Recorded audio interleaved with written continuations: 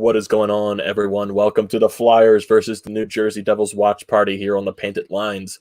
Don't forget to comment, like, and subscribe to the channel. Everything Painted Lines. We have so much stuff going on. Flyers watch party tonight. There's a lot of stuff going on tomorrow, too. Daily Dose Sixers watch party.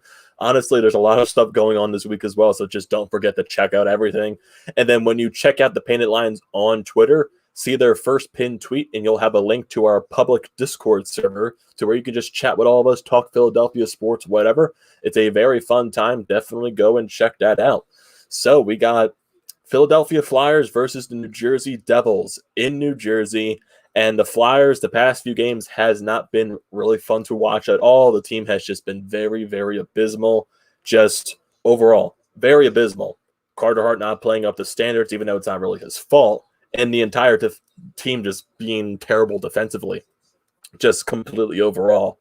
Not taking as many shots, not getting really much chances, and just so many defensive breakdowns, turnovers, and the same mistakes that throughout the 6 games. The same mistakes have been appearing again and again and again and again and again. It's just been way too much at this point. And when you look at the team right now coming into this game, we got Shane Gostisbehere entering the lineup. Erik Gustafsson is scratched. So right now it looks like that Shane Gostisbehere is going to be paired on the first line with Ivan Provorov. So that's something to look out for there. And just Shane Gostisbehere not playing at all this season, having to be on COVID protocol. It's going to be interesting to see the type of role he gets on that first pairing. Then you'll also have Travis Sanheim, Mark Friedman on the second pairing. And then you'll have Robert Hagen, Justin Braun on the bottom pairing. And in the forward lines, they're going to be shaked up a little bit. You're going to be seeing Claude Giroux with Travis Konecny and Nolan Patrick. I think Scott Laughton is going to be paired with James Van Riemsdyk and Jake Voracek. And just Connor Bunnaman, he's still going to be with Michael Raffl and Nicolas Aube-Kubel. And then you have Joel Farabee, Kevin Hayes. I think they're going to be paired with, I think it's Raffl or it's someone else. I'm not entirely sure. They're definitely going to be showing the lines before the game starts. But right now, the Flyers, they just need to figure it the hell out. They really do, because the past few games have just been very abysmal. The fan base is really frustrated with the way they're playing right now. I'm sure the team is very frustrated with the way they're playing right now. They know they're better than this. We've seen it before. We all know this team is way better than what they're showcasing, but we all know coming into this season, the defense was going to be the major problem. The loss of Matt Niskanen right now has been very evident. And this team right now, especially on that blue line, they are really missing Matt Niskanen. So we just have to see as the day goes on if the Flyers are going to just get better as games go on and you're just getting that early season rust and it eventually comes off of them, or will the sloppy plays continue on over the past few games? Because you got today, you got Thursday against the New Jersey Devils, who right now are a surprise to the NHL this season. 3-1-1 to start the season. Jack Hughes has been electric. Ty Smith has been electric for them as well. But their starting goaltender, Mackenzie Blackwood, he is currently on COVID protocol, so he won't be in these 2 games at all for the New Jersey Devils. It's going to be Scott Wedgwood, I'm assuming, for the Devils tonight. He played their last game against the New York Islanders where he got the 2-0 shutout. So he's coming off of a shutout, and Flyers, if you look at their MO over so many years, they struggle against backup goaltenders. So we're going to see how the Flyers pan out tonight. Definitely going to have to see that.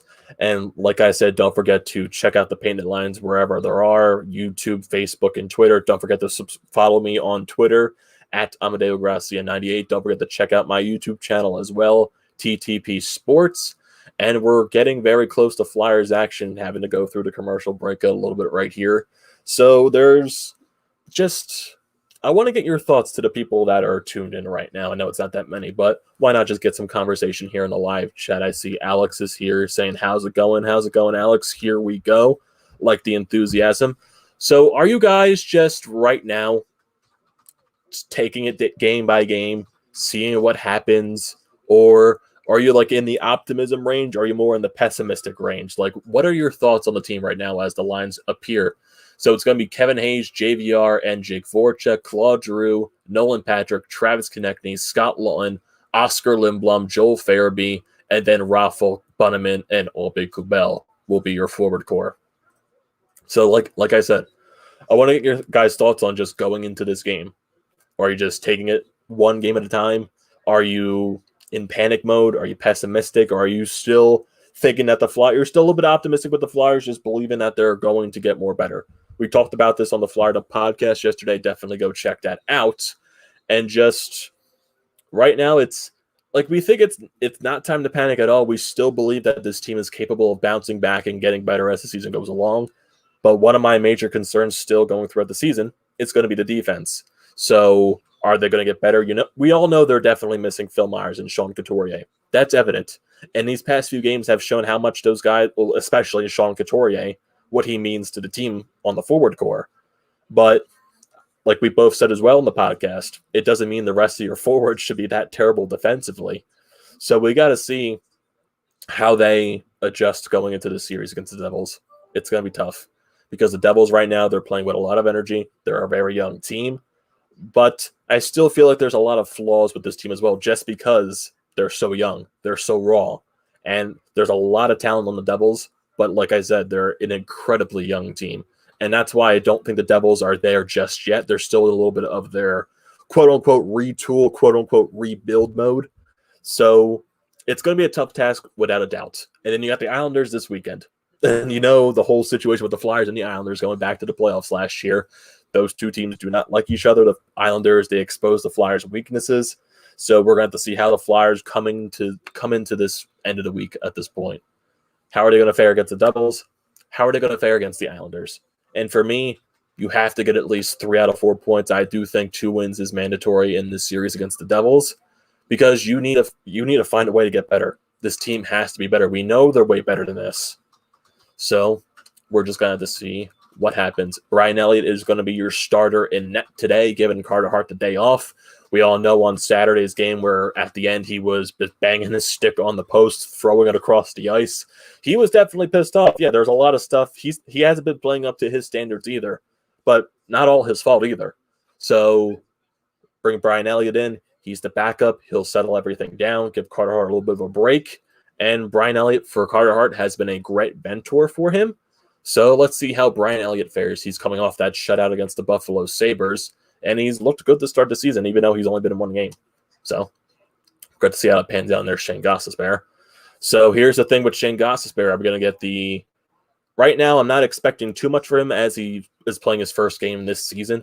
So hopefully he could just do the simple things, get the puck out of the zone, bring the puck up, and just make simple plays. Don't do anything too drastic. Just try to keep it simple. And I think that's what he has to do. And right now, if he does make a mistake, I don't think he's going to be like what he was in years past, where he makes a mistake, he's out of the lineup, because right now there's really no replacement if he does make a mistake. So if he does make a mistake, I expect him to be out the very next shift.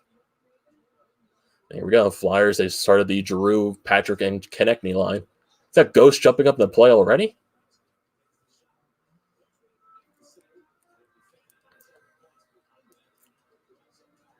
Come on, boys, let's battle. Okay, I like the forecheck so far. Come on, help him out. Help him out. Nah. Get back into play. Come on. There you go. Ah, G. And G got a penalty already. Not a good start. Got caught reaching his stick, and he got a hook.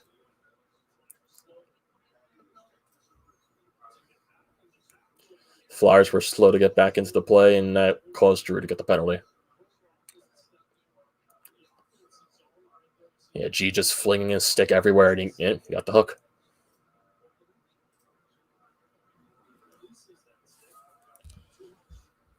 Okay, Alex, I'll catch you in a little bit, buddy.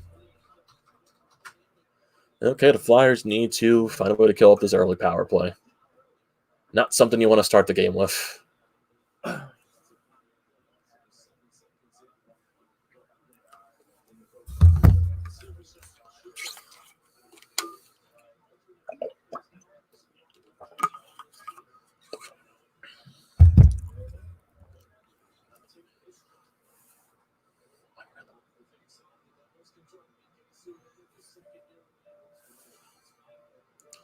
Oh, boy.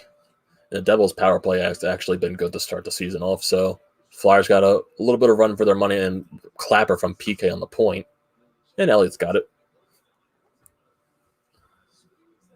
Oh boy. Really don't like taking that early penalty. That can throw off the entire pace of the game.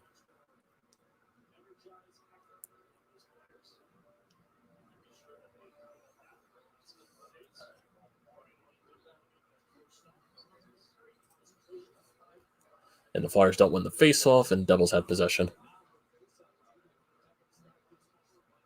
Ooh, puck bouncing in front of the net. There you go, clear the puck. No, I was wrong. I remember someone saying the Devils' power play was off to such a good start this year. They're 22nd in the league, but the Flyers' penalty kill has been terrible. Nice play, Provy. Get it out. There you go.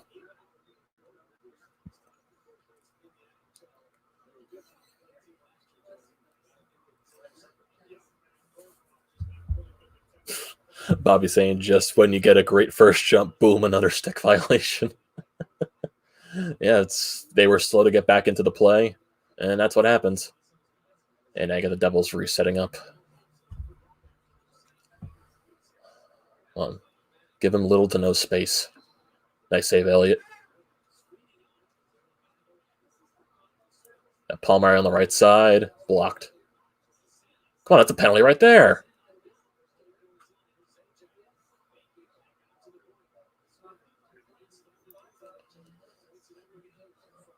Come on, get there. I'll go. Help him. Oh, boy. Nice save, Moose. There we go. Skate, come on. 2-on-1. Come on, Ruff. Take the shot. Oh, my God. He was looking past the entire way. And here comes Jack Hughes. Come on, G.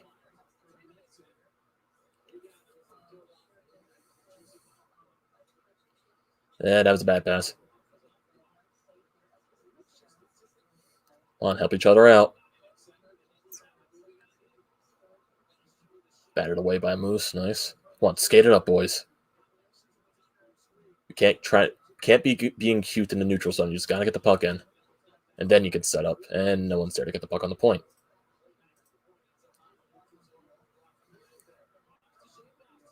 Come on, boys. We got to be better.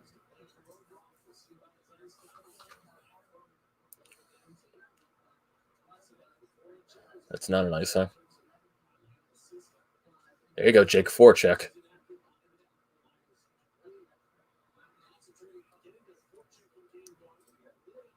Come on, Jake.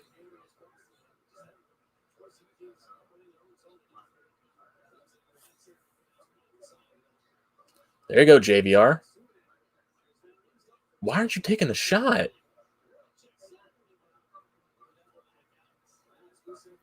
Skate back out. You got a guy on the short break there. Nice save, Moose. Nice save.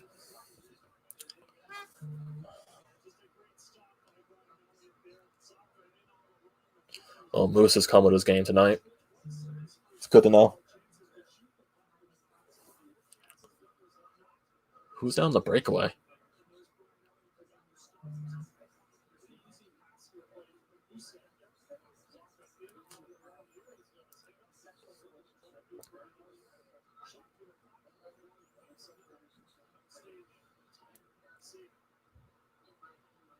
Well, boys. You go get it in deep. Try to forecheck here. Okay, a little bit of uneven play, I would say.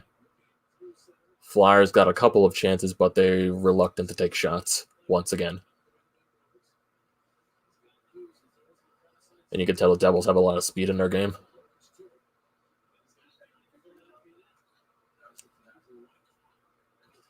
Yeah, especially with Jack Hughes. Oh, my goodness. I'll get it up.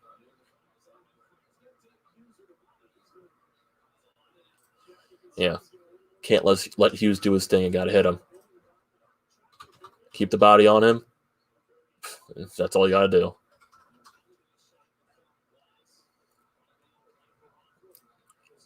Comes Miles Wood.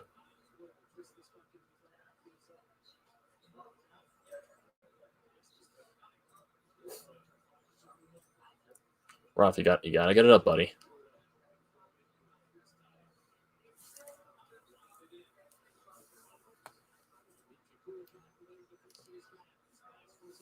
Devils already have 6 shots.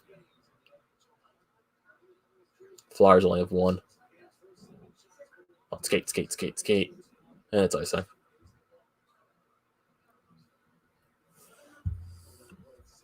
TK and Patrick passed back and forth 3 times within a foot to enter the zone. Yeah, they got to stop being cute, especially in the neutral zone.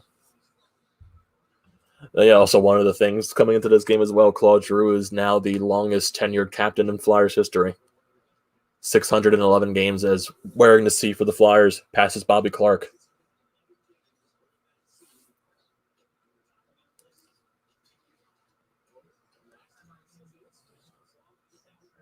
It's definitely a great milestone there for G. He had a lot of ridicule over his career, and he's still going to get ridicule. But I'm a Claude Girouxman, and I love him. Just sadly, the prime years of his career were wasted.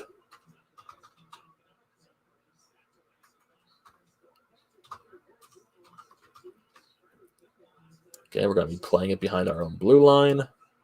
Not blue line, the red line.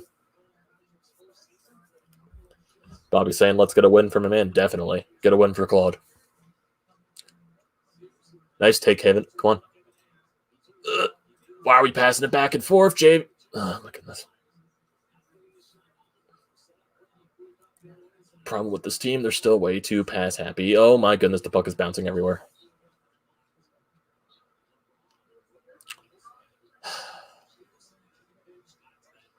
Right now, they're making the same mistakes. Steven joined the chat. Please tell me that Gusty is scratch. Yes, Gustafsson is scratch. Gostisbehere is playing for him. There you go. Nice take in the neutral zone. Bring it up. Come on, Scotty. Put it shut. And you missed the net. That's what you want to do, but hit the net. Oh, boy. The Flyers have their chances. Like, they have opportunities to do something in the zone. But it pass, or you shoot it. You missed the net. Come on.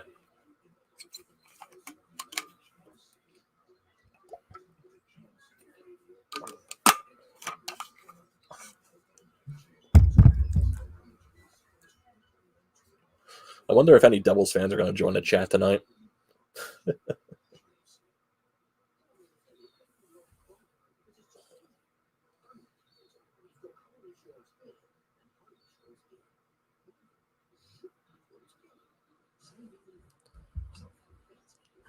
Bobby's saying, I think the G hate started when Laviolette called him the best player in the world. Yeah, I think that's when it started too. I know people are going to label you to those expectations, but oh boy.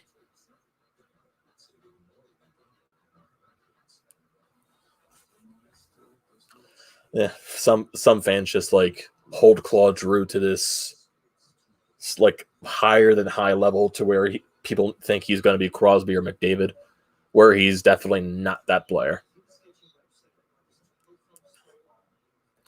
Claude Giroux is his own type of player, and people hold him to that incredibly high standard, which is ridiculous. And some people think when you wear the captain, you have to be Sidney Crosby or Connor McDavid.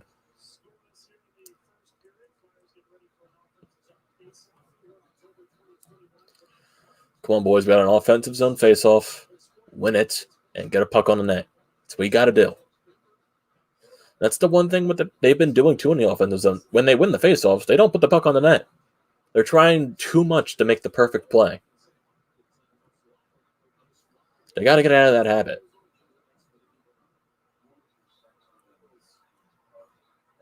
Come on, Hazy, win this faceoff.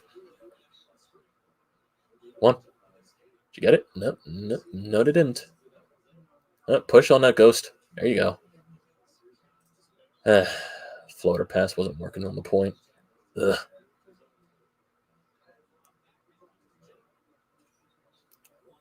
Come on, Proby, let's drive the play up. JVR on net. There you go. Put it on net. That's all you have to do. If you put the puck onto the net, it had a chance to go in. Sadly, there was no traffic and Wedgwood saw it all the way, but put it on net.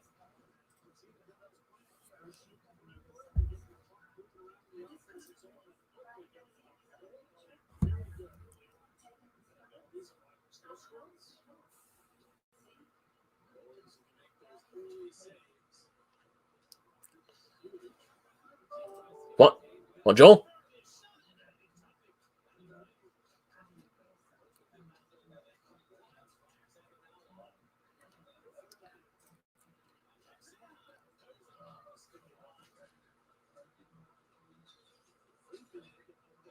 Come on, there. Steven says, I think when you combine the scoring standard with the not verbally assertive with the not verbally assertive media on the ice, you get what you got. Oh, hey Nate, how you doing? I know you said you were going to join this, so welcome back. Definite welcome back. I know since you're a Boston fan, you're probably watching the Penguins in the Boston game tonight, aren't you? There you go. Win the faceoff, put it on net. So both of these teams coming into this game, they're the third worst and the second worst teams in terms of shots against. Devils are 30th and the Flyers are 29th. And then Bobby going off of, and that's okay, as good as Crosby is. If you don't build around him, you don't win. G's best year is when he had Yager with him. I mean, also, you got to realize Claude Giroux a couple of years ago, he had a 102-point season. I think that was his best career of his entire career. And he was basically carrying that team until the very end. And honestly, I think he should have won the Hart Trophy that year, but sadly, he was very overlooked. Or underlooked, I should say. G is not excessively blue-collar either. Combine it, and you'll all get a void you can't point your finger on.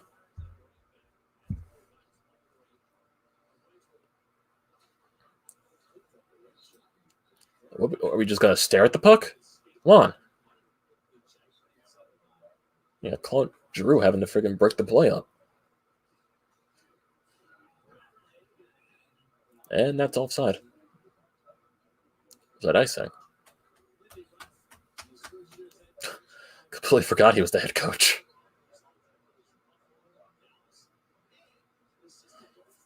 Forgot that. The Devils hired Lindy Ruff.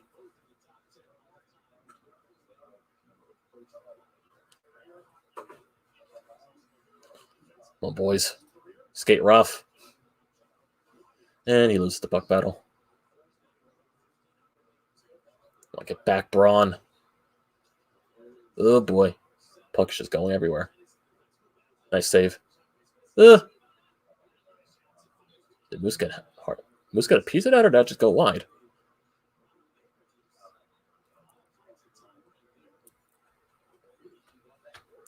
Yeah. A little bit of the same mistakes are happening again once again. Well, good over there, Sanheim.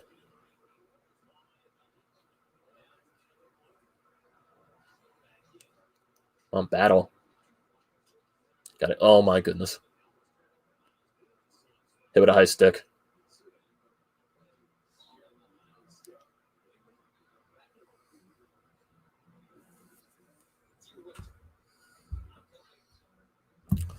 People think I overstate Coots and Myers' impact to this team. It's very oh yeah, there's a definite loss on this team because of Couturier and Myers. Like missing Couturier, that's just basically how much they're struggling shows what he actually means to this team. Same thing with Myers. It does. Lots of the goals lately are close in, and Myers clears the front of the net. Yeah. Yeah, I agree with you right there. Definitely the loss of Couturier and Myers is taking a heavy impact on this team. It doesn't give them an excuse to play this poorly, but it's understandable why they, like, what's what's contributing to them playing so poorly.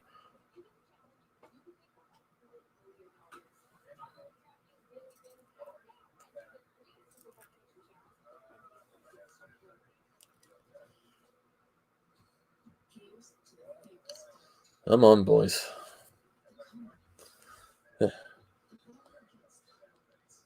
Still, like, giving the Devils one too many chances, which I don't like. I just don't like that at all. Alex saying you're back. What's going on, Alex? Yeah, right now the Devils look like the much better team. Like, when the Flyers get into the offensive zone, one too many passes and they don't take enough shots, and then the puck just goes right out of the zone and going the other way. They need to get out of that habit.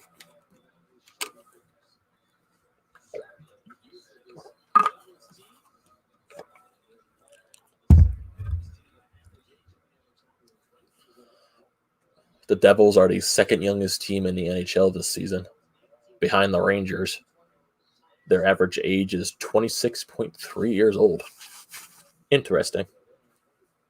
The other youngest teams are the Kings and the Senators.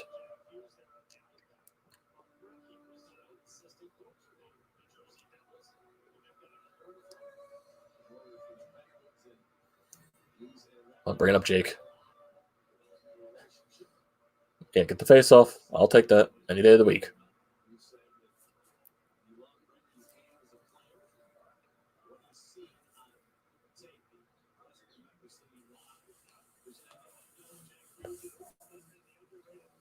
Come on, boys. Win the face off, get the shot on net. There you go. Won the face off. Now put something on net. Or not. Send a push. Oh, go, boy. Would have been icing, but. Oh, jeez. He tried to. What are we doing there? Nice save, Moose.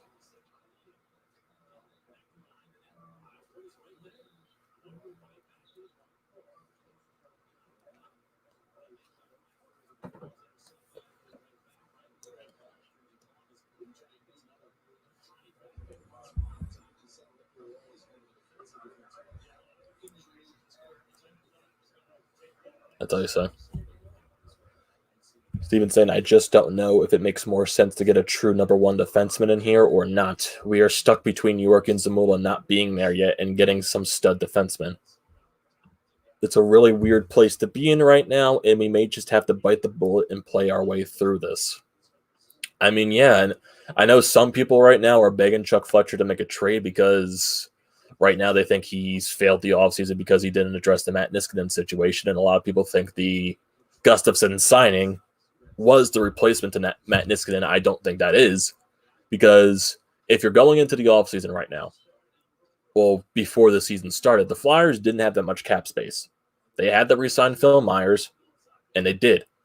But in looking around that, you lost Matt Niskanen too, which is tough. And that did take some cap off the money off the cap space. And that helped you sign Phil Myers. But then how much money did they have left after they signed Phil? I think around like 3 or 4 million, something around there. They weren't going to go out and sign this big defenseman that was going to replace Matt Niskanen. They weren't going to go after Pietrangelo. They just had no money to do that.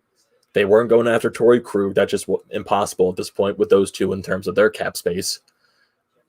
They weren't going to go after a guy like... They were trying to go after TJ Brody, actually, but then he wanted a no-movement clause, which I understand why the Flyers didn't sign him.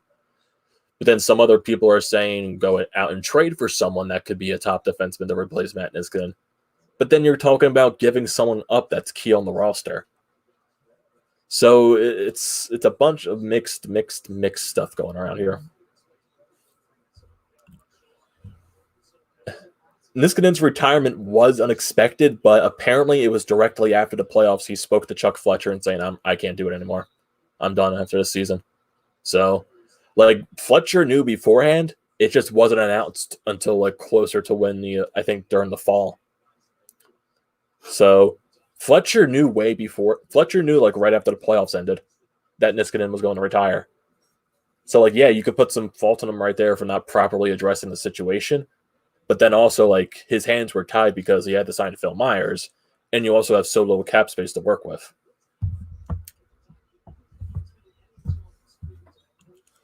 So, like, you can partially blame Fletcher, yes, but then I don't think he's the full reason for the blame. Because also, you go into the season, maybe you expect a guy like a Travis Sanham or Phil Myers to take that next step. Like, you can't baby these guys forever.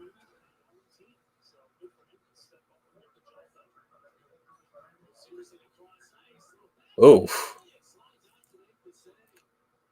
Elliott having to come up big a little bit here.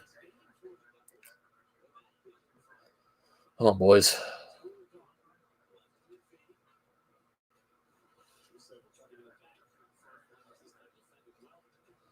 Just don't like that they're forcing Elliott to make these big saves early.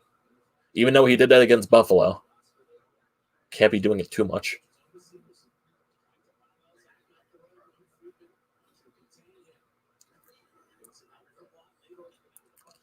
And look at the Devils, just they throw shots on net.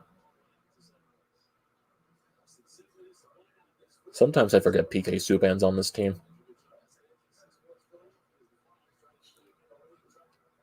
Come on, G, get it up.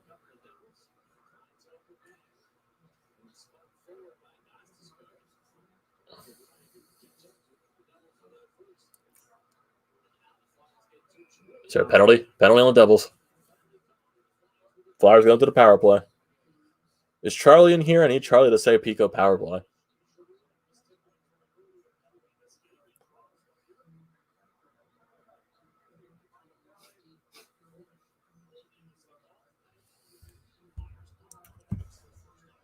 I'm not actually sure if G's cap hit decreases after this year. I am not entirely sure. The only thing I know is his contract ends in like 1 or 2 years, I think. So it's going to... That's going to be interesting, but that... Yeah, JVR being streaky the way he is, yeah, it definitely doesn't help this team. And it's always going to be questioned why... Oh, they almost scored right there. The one thing that is going to be questioned, why did Hextall sign JVR to $7 million? Yeah, that's going to be a terrible cap hit. But right now they're eating it, and if you are really truly trying to get rid of JVR, which is probably everyone's hope, your best case scenario is the expansion draft. Hopefully Seattle takes him, and here comes a breakaway for the Devils. Come on, Moose, you got to come up big. Post. Thank you, Post.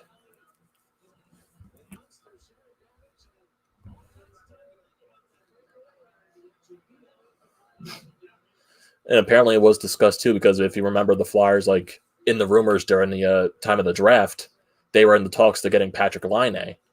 But apparently it was shown today from I forget who said it. It wasn't Bill Meltzer. It was, the name's slipping me at this point, but he wrote an article and saying that Elliot Friedman, discussing like his 31 and out of 31, was talking about the Laine trade, and they discussed this on Hockey Night in Canada before one of the games.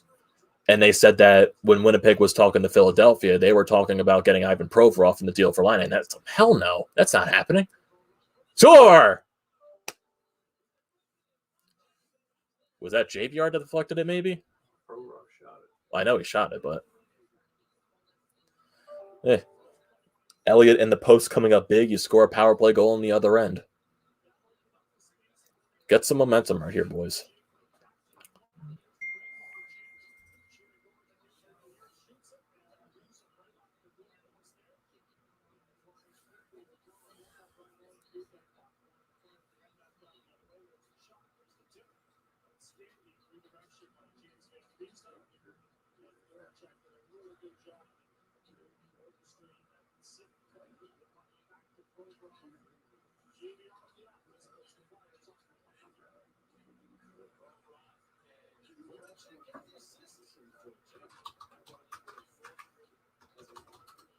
There it is.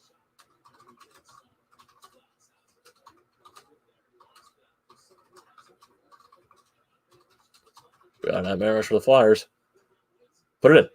Ah, nice shot. There you go. Get some momentum off this.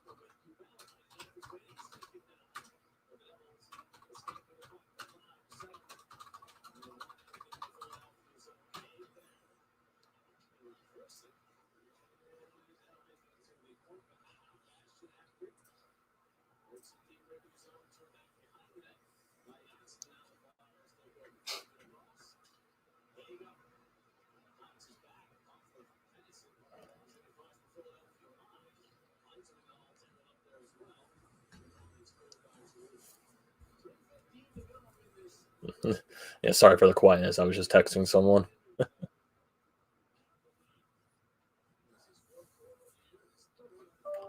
Well, JVR gets that goal at least, so I know we were just talking about JVR, and funny that he gets the power play goal.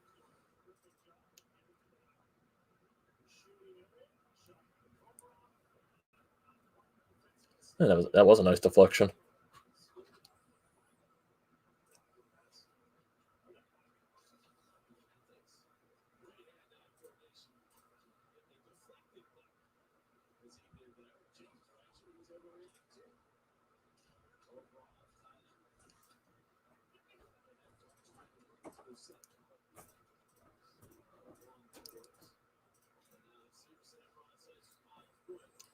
Nice play, Ghost.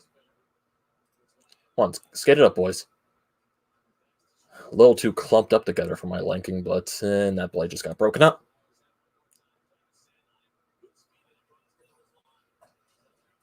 Oh, nice setup play though. G should have had that. He thinks he should have had that.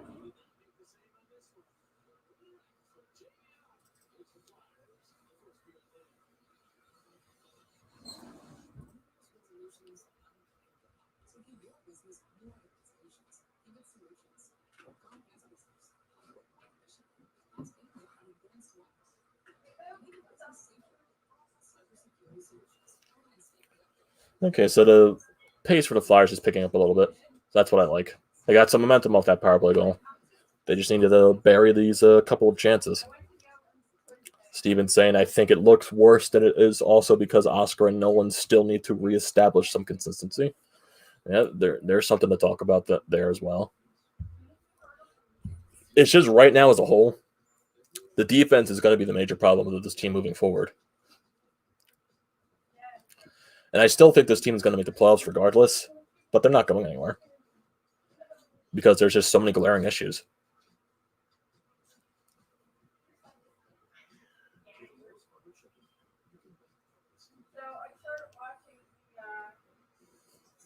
And who knows, maybe Fletcher goes to the trade deadline this year. But that's also the kind of thing where the Flyers are going to be at that point of the trade deadline because the trade deadline's not, I think, until April. So that's a good, 2.5 months into the season.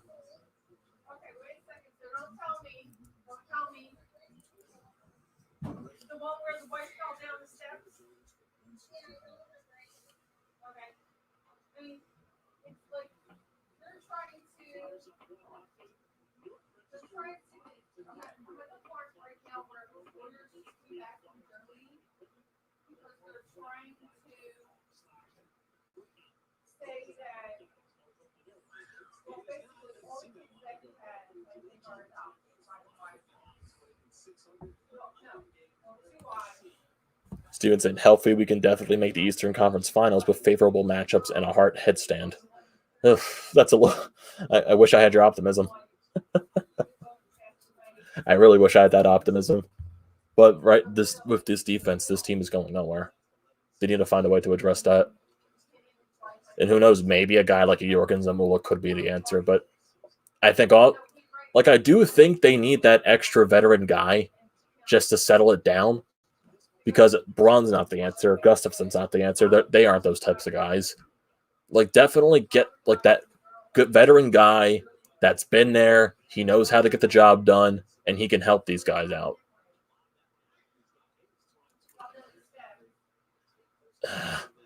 playing it with too much at the blue line, and you get a turnover. Oh, we're actually beating them in shots 9-8? Wow.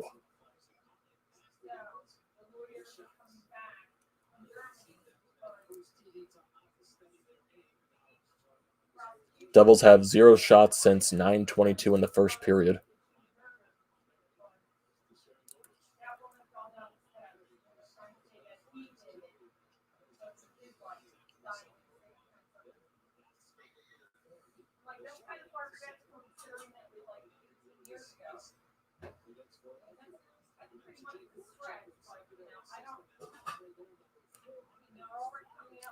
Jeez. Voracek's now, well, Voracek has been 5th all-time in Flyers history with assists.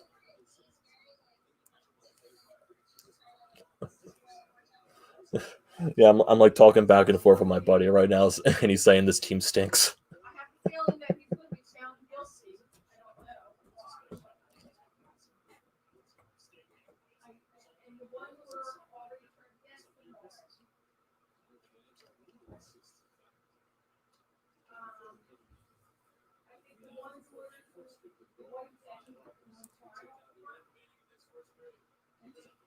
Ooh, come on. Break it up. Nice save, Moose. Come on, get out of this period.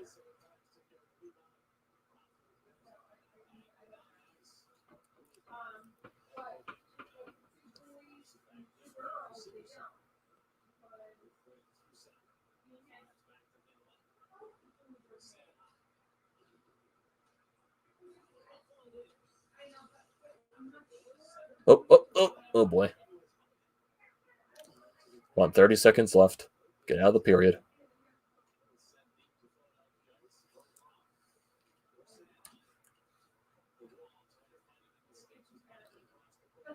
Here you go, Proby. Settle it down. Settle it down. Get out of the period. Come on, TK. Yeah.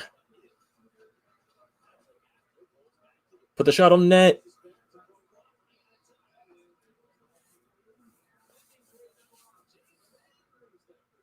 Well, the beginning of the game wasn't very ideal. You took a penalty, but you killed it off. You eventually gained some type of momentum thanks to the Flyers getting a power play. Devils got a breakaway, but thankfully for Brian Elliott in the post. Elliott had a really good period, and JVR scores off the power play. You get a 1-0 lead.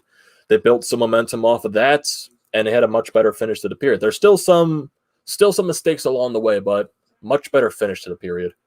So you're going into the second one. You're going into the first intermission 1-0. Definitely can't ask for that much more. We got Steven talking about, I think Zamula will help, but it may be worth trading Rubstov or Frost and throwing a high salary JVR to get something back. Like I like, for some people that like say that you have to trade JVR right away, how is that going to work?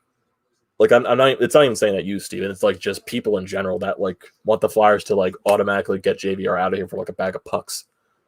No team's going to take JVR's contract without you taking a bad contract in return. So, like I said, your only hope of JVR getting off of this team is the expansion draft. You hope you either like make some type of trade with Seattle, because Seattle's got to get to the base salary cap. So they're going to need to take some contracts at least. So maybe JVR is one of those people that they take.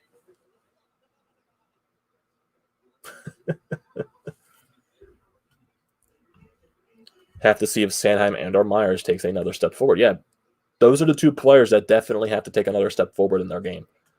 Because, like I said, I do still think they need that veteran type of guy that can be that role model on the defense. Because, like I said, I don't think Gustafsson or Braun are the answer for that. So they definitely need another guy like a Niskanen. So we need that help on the blue line, definitely. But you also got to hope that a guy like Sanheim or Myers can take the next step. And then you also got to handle when Cam York comes into the fold, Zamula comes into the fold. Like, what about those two? Then you got to start thinking about Gostisbehere. You got to start thinking about Robert Haig. There's a lot of factors into that. Yeah, but Lotz has to step it up. He has it in him, and he has shown this. And honestly, one of the forwards that could be exposed in a trade is Lawton. That's just my honest opinion. Because, yeah, Lawton has done a lot of good things for this team, definitely over the past year and a half. But I can definitely see this guy in a trade. I can. Then Sean, what's going on, Sean? Is it me, or has Travis Shajak been a Devil since 1988? It has honestly felt like that. He has been on that team for a while. And then Steven saying the Patrick Sundstrom era. Well, I guess I want to get your guys' overall thoughts on the period. Like, how do you think this period panned out for them? Do you think it was just like the overall start wasn't the best, but they eventually rebounded and had a better period ending it? Just what are your overall thoughts? You got the 1-0 lead, so you can't ask for much more. And Brian Elliott has looked good. He has. And time to peruse the Twitterverse to see what people are talking about.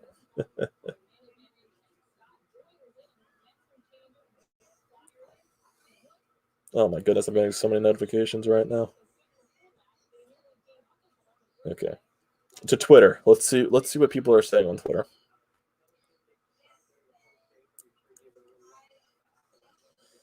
Let's see. Let's see.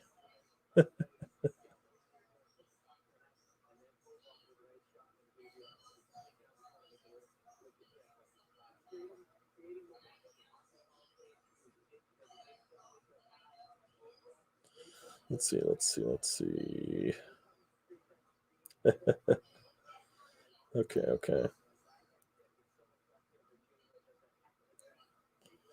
Like, a lot of my Twitter stuff is mixed. There we go. We got Sean saying Flyers caught betwixt and between, but AV is a good enough to coach and handle this. BB and 20. Gotcha, Sean. Then Sean says, did a little better job on D, but not generating enough offense. I do agree with that. They aren't generating that much offense. They get their chances in the zone. They don't take as many shots. Even though I think they did outshot the Devils in that period late. Then Sean saying Twitter is talking about JT Realmuto. Yes, they definitely are talking about JT Realmuto, which I'm very excited about that. But the Phillies are still a 4th, 5th, or 3rd place team. They're playing a little less stupid in a team that won't make them pay as much for stupidity. That's also a thing. Like I said, the Devils are a very young team, so they're going to make mistakes as well.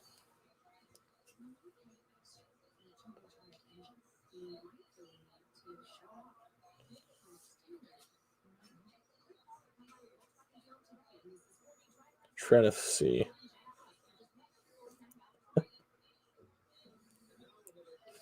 Okay, Andre Miller gets his first NHL goal.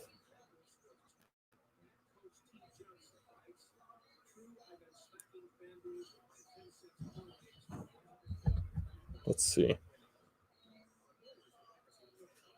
Oh.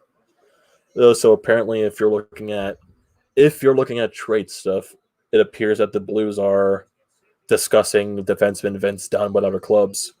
He is currently 24 years old. His contract is 1 year at 1.875, and he's also a restricted free agent. So there also comes a little bit of if you're trading for the restricted free agent type of defenseman. And Dunn is currently a healthy scratch for the Blues. So Dunn has been struggling this year. So maybe he's one of those guys where he needs just a change of scenery.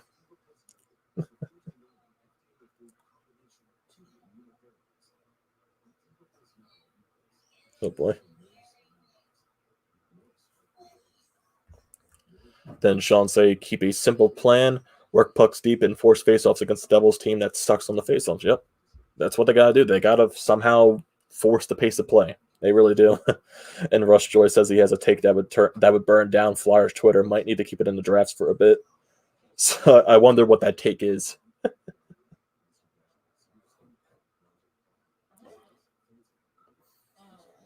Trying to see. And here we got a tweet from Charlie O'Connor saying forechecking finally pulled Flyers out of their early mistakes. It was a good, hard-fought effort along the boards that drew to the penalty that ultimately led to their goal. And then after that, they certainly looked like they had more jumps. Still far from perfect, but it's a step in the right direction. Sean also saying, screw it, bring Cam York up and let's roll. I'm still saying, don't be surprised if Cam York is on the team by the end of the season. I'm saying don't be surprised about that because he's been playing fantastic for Michigan this year. He was the captain of Team USA in the World Juniors, and he won the gold medal. I don't think he needs any more time in college. I think after his college season is done, he's going to sign his entry level. And either he's going to be playing with the Phantoms or the Flyers might even call him up. You never know. But I definitely wouldn't be surprised if you see Cam York at the end of the year.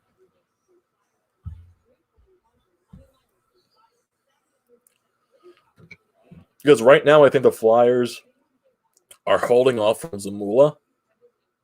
It's just because when you go back to training camp, they, like AV and Chuck Fletcher said, they just don't think he's ready just yet. He might need some time down in the AHL, which is perfectly fine. I am fine with that. Don't need to rush a guy like Zamula. He's an undrafted free agent. I feel like just throwing him up into the big leagues is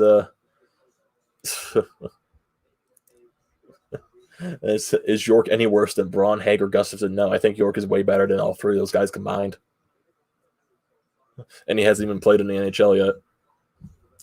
Like I said, I believe in the far future, and this is far future, I believe Cam York is the future top 2 at Provorov.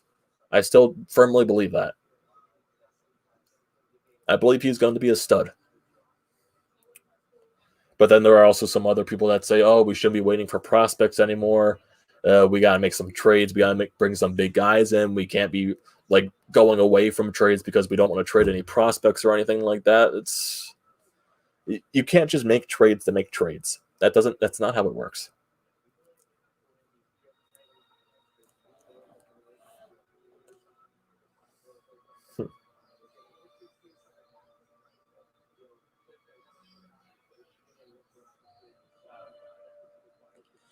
Let's see, anything else with Flyers, Twitter. And this is like, I'm getting like some tweets when the game started, and like one shows the when the Devils were leading in shots, and people were getting disappointed about that. Yeah, but my Twitter right now is like all over the place.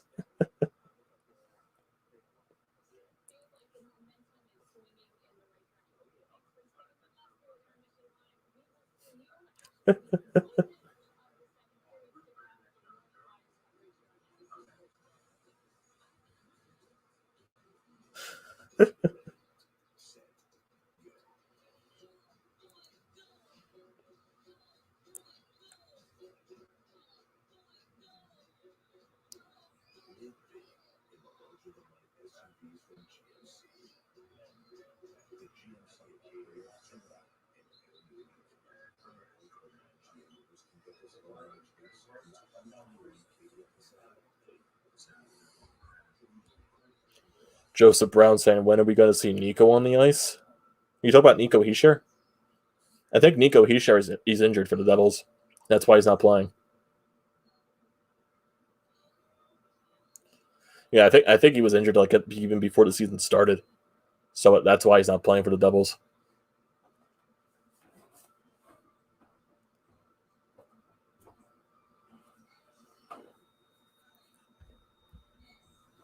Yeah, the Flyers just have to find a way just to play better. They just can't.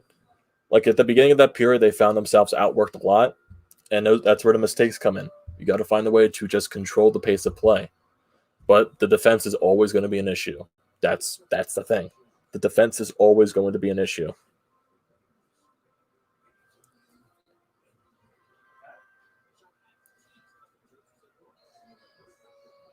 Let me see something.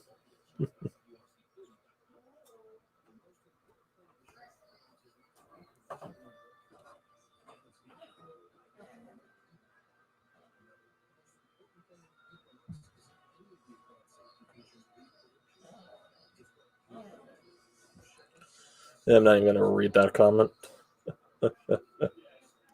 Freaking Jason Martinez was talking about the Claude Giroux, or he was talking about the JVR goal, and someone randomly brought up Giroux. Wasn't going to read that.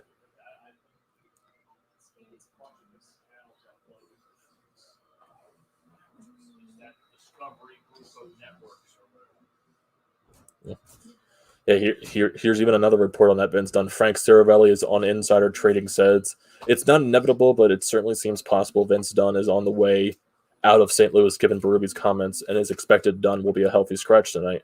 Saravelli says St. Louis Blues have engaged conversations with teams about him. Yeah, maybe if Chuck Fletcher picks up the phone, maybe he discusses something with St. Louis. Maybe gets another defenseman in here.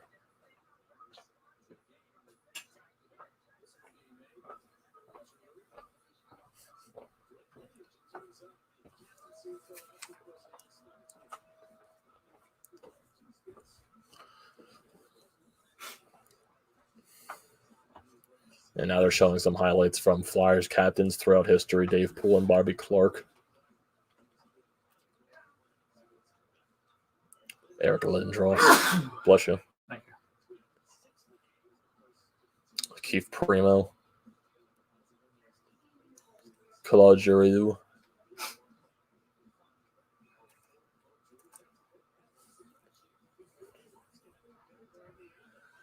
Bless you. Thank you.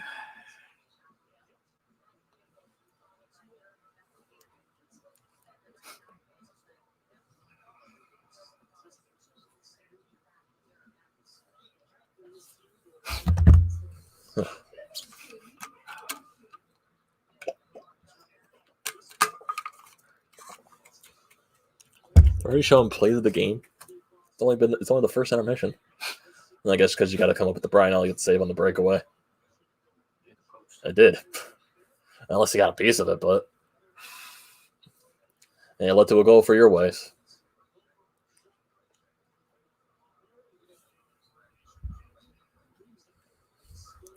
How did you feel after the Bruins swept us? As a general fan, yeah, I was upset. I was very pissed because the team just played terribly. Understandable to be that mad because we know the team is much better than what they're showing.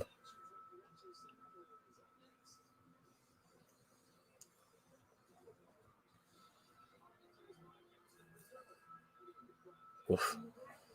Yeah, I think like I said, I think the Bruins and the Penguins are playing today. Let me check the score of that game.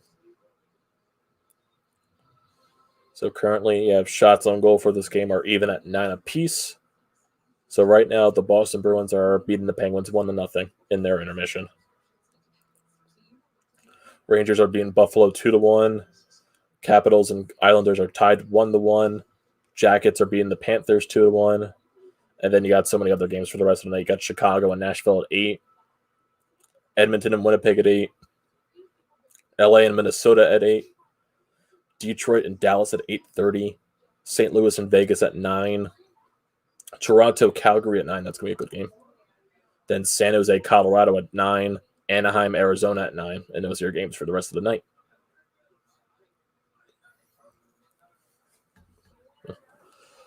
So we're going to have, hopefully the rest of this game can just be better. Not as frustrating, but it's Flyers. It's probably going to be frustrating.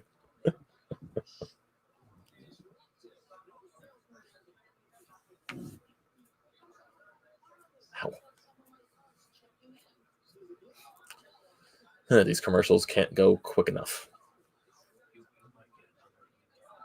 About a warranty. Well, So just send it to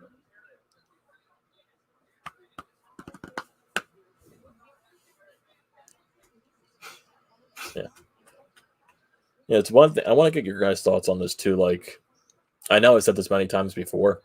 So, what is just your overall thoughts going for the rest of the season? Like, do you still it's 6 games, well, 7 games technically right now. Do you think the team's not as good as they were last year? Right now, yes, definitely the team isn't as good as they were last year. And then just, do you think when Couturier and Myers comes back, the team probably will look a lot better, but I still think the defense is going to be a major glaring issue unless Chuck Fletcher does look at the trade market for something. But like I said, it's going to be a glaring issue the rest of the season. So, I want to get your guys' thoughts on, do you still think the Flyers are quote unquote a playoff team and they're just not going to do anything? And I just want to get your thoughts on that as the period's almost about to start.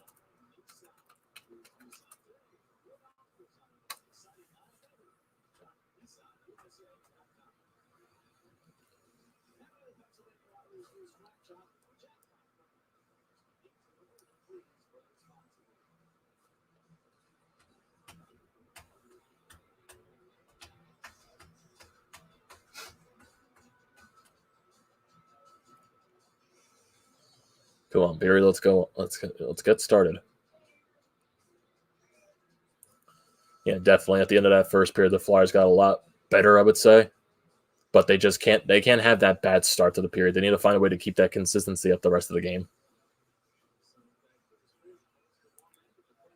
Because this team is not as good as you are. They're a very young team.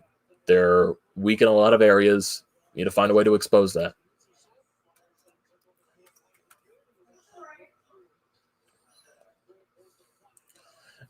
Honestly, like as much as I bash JVR, as much as a lot of us bash JVR, he's not having that bad of a start to the season. He is getting goals. He is getting points. So he is doing something on the offensive side. It's just like his entire career, he's a very hot and cold player. So right now, are we just like in the midst of one of his hot streaks, or is it just in a different direction? Oh, boys, win this open and face off. There you go.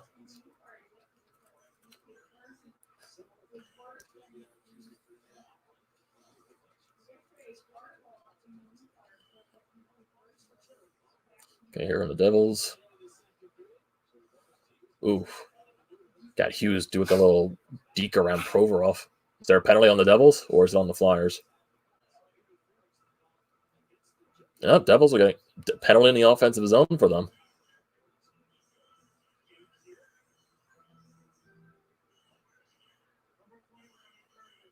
Yep. Flyers going to the power play.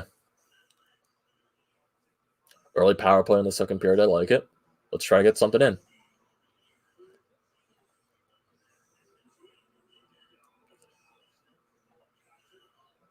Wait, what was the call? Was it elbow? Interference. Oh, interference. One win the faceoff, G. Oh, it was goaltender interference. There you go. Win the faceoff, get the Proby. There we go. Set it up. Oh, I thought he scored. Ah.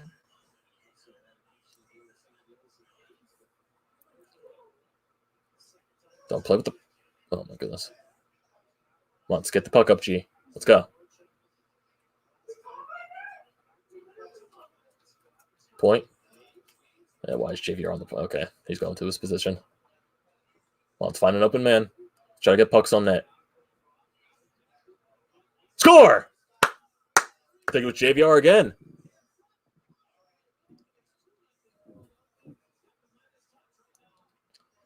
There we go. Shot from the point from Provorov once again, and JVR deflects it.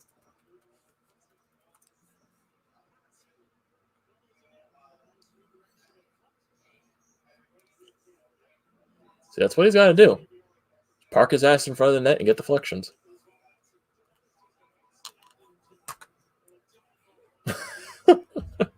Streak, yes. That's a good start to the period. Thankfully, the Devils took a penalty in the offensive zone. On skate. Oh, Joel.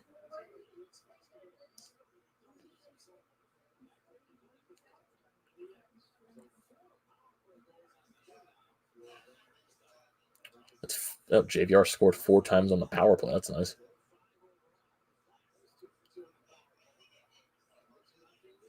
Come on, skate. Force those turnovers. Yeah, and then Scotty just turned it over in the neutral zone. Okay, it's the game of turnovers right now.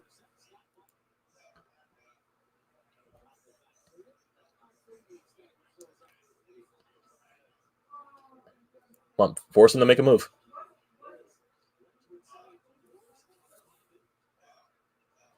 Yeah, Bunneman, try to win the battle, win the board. Ooh, I like that. He just somehow reached for it and put it on net. Getting a random phone call.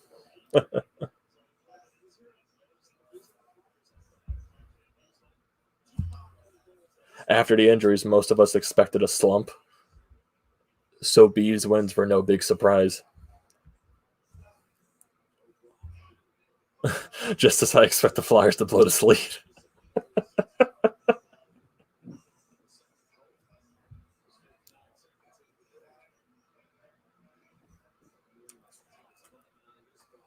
Come on, Roth, got to win the faceoff.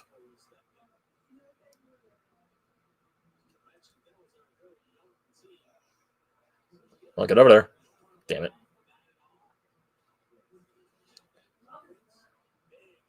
There you go. There you go. Be physical with them. Look, there are some players on this team that can be physical. They just need to do it more. Like, is a guy that can be physical. Nicolas Aube-Kubel can be physical. Raffle can be physical. There's a lot of players on this team that can do it. Like, I don't understand it's not a part of their game, but, like, they have the ability to do it. On bottom in battle. Get over there. Who was that? Oh, was that Braun?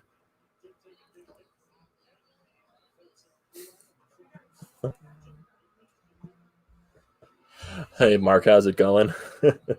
Late, a little late to the party. Hey, better late than never. Better late than never. Hopefully you're not the reason the Flyers will blow this lead.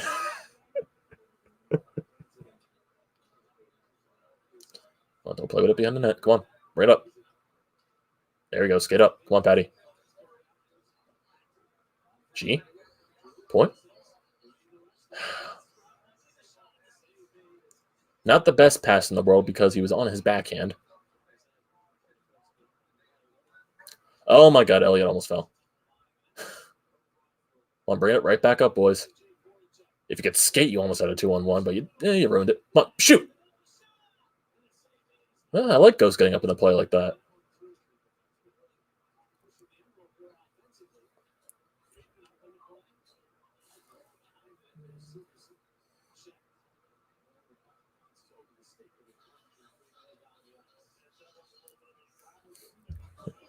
Steve saying I need Konechny to take the Brian Propp role of this team.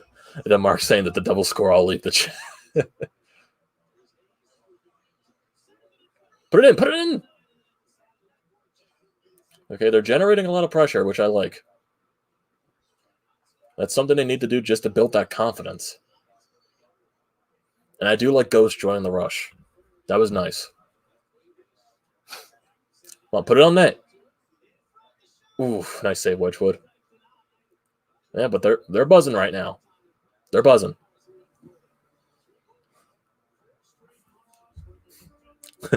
Devils' transition game isn't exactly to Y2K standards now, isn't it? Yeah, the Devils are making some mistakes, and the Flyers are taking advantage of it, definitely. The thing is, the Flyers need to consistently do this.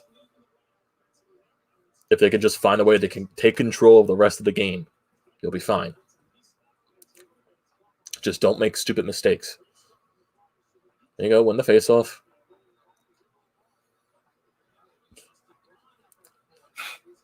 Flyers have 6 shots this period. The Devils only have 0.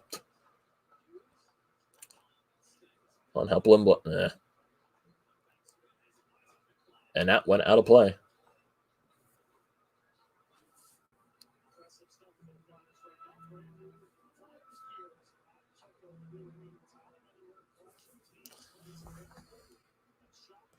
Getting a random voicemail from. I've been getting random voicemails from numbers all day.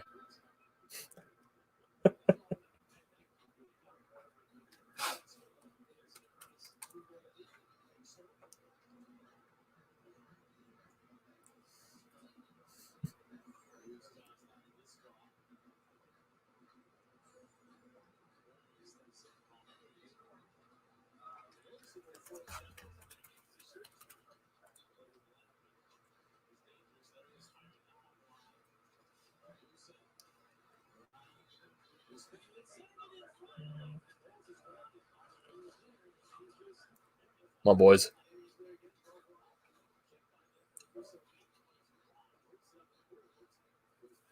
That's not a nice. Oh, there's a penalty on the Devils again. Interference on the Devils. Flyers going back to the power play.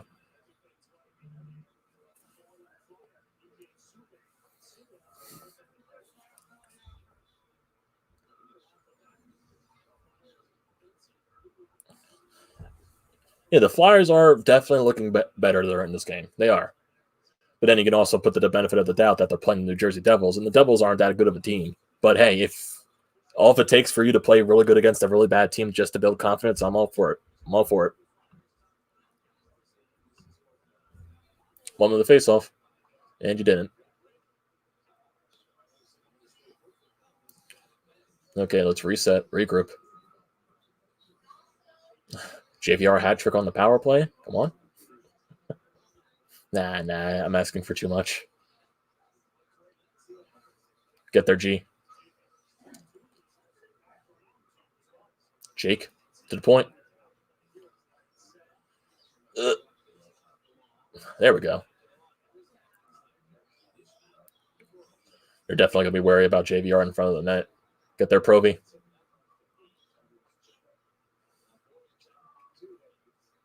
Devils are trying to be a little more aggressive on the penalty kill as well. Oh, Jake tried to get at the JVR.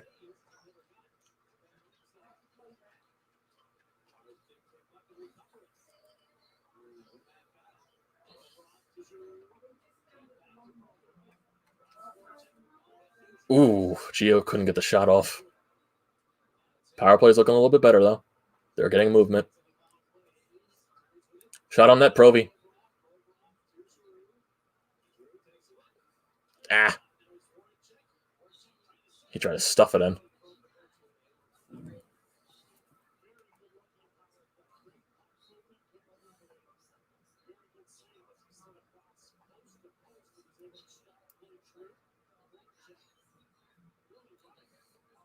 It was a good shift from the first power play unit. Let's see what the second unit can do, because I know Ghost is on the second unit.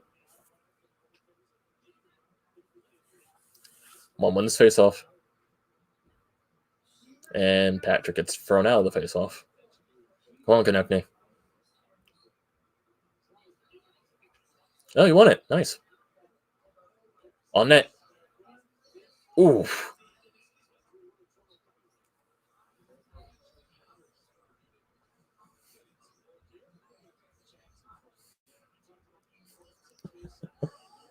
JVR finally has a great game against his childhood team, and no one in the stands to care.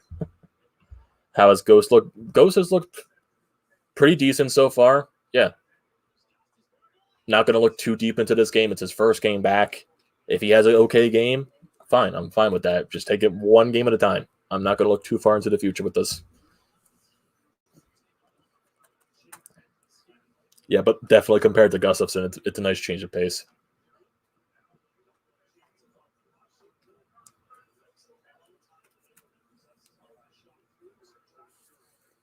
With the face-off, Patty.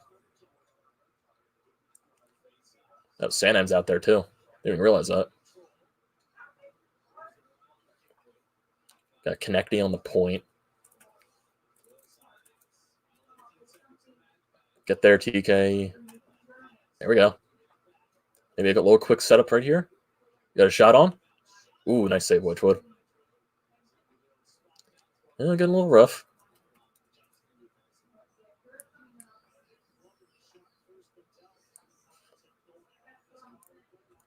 But I do like they're trying to get shots on net, which is nice. They are.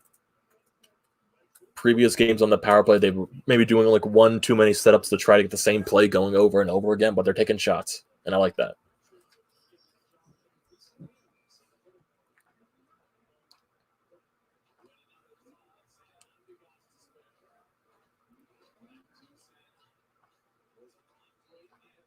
Oof, shot got blocked there. 5-on-5. They're taking shots from the point. Get there. Hey, why would you push that forward? Oh. One pressure raffle.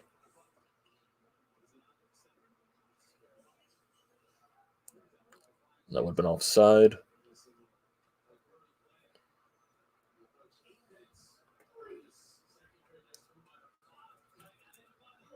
Nice turnover. Come on, skate back up. And they're not fast enough.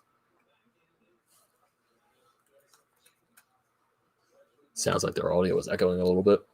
That's upstairs. Yeah.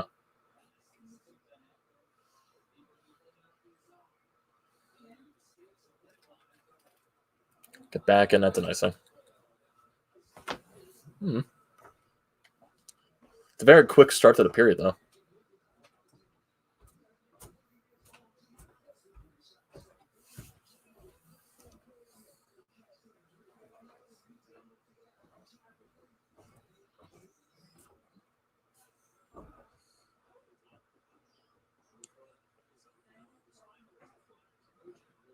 skate.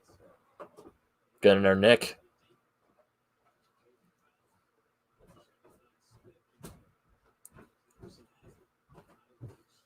Come on, get back, Tyson. There you go.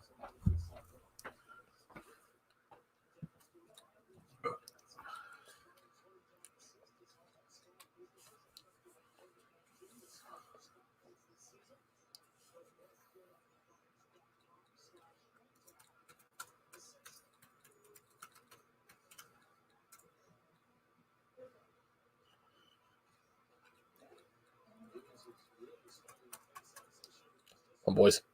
Just keep battling. Forecheck them. There you go. Oof. Ghost almost pushed on that. Yeah, the one thing with Ghost right now, he doesn't look afraid to take the risks, which is nice. But like I said, it's only one game.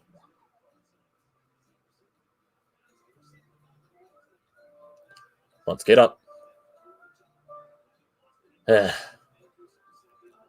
it over at the blue line. Pass from Hayes. Does it? Ooh, nice save, Moose. Yeah, they were a little lackadaisical right there going into the zone, which caused the turnover. Can't be lackadaisical.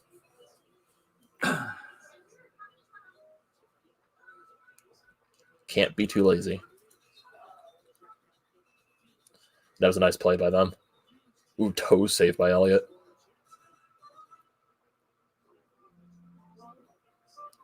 Win the face-off, and you don't. Nice block.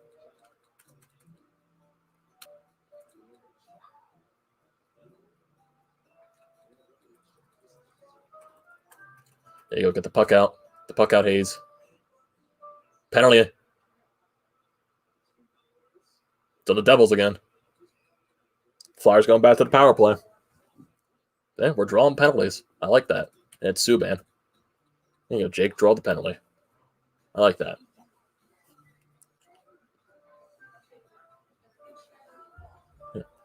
Devils is just what the Flyers need right now. Get some confidence back in Irish. Yeah, like I said, maybe playing a bad team in the Devils is all they need just to get a confidence boost. Yeah, Steven, they do have another power play tripping on Subban.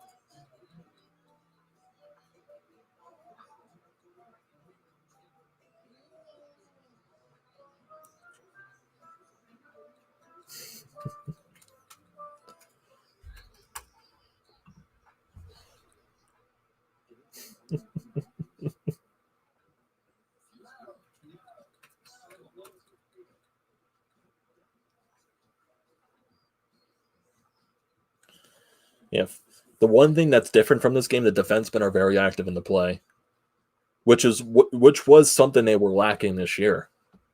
Because when you put Provorov and Sanheim on the same pairing, those are two guys that like to get into the play. So that takes away from the other bottom two lines when you have Gustafsson and Braun. Gustafsson just not good defensively, and Braun, a guy that stayed home. Gustafsson, yeah, can get in the play, but he's too much of a liability. And then you got Hagen, Freeman, which are really guys that don't get up into the play.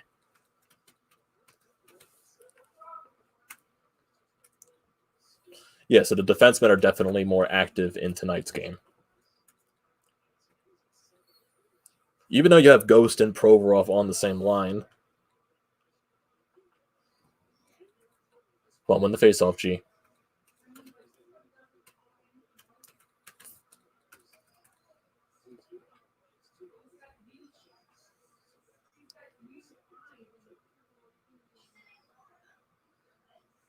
Come on, Hazy. 2 for 3 on the power play and 8 shots total. That's what I want to see. Get shots on net. And you didn't win the faceoff. Push, push. Nice. Don't collide into each other, though. Come on, set it up. On Hazy.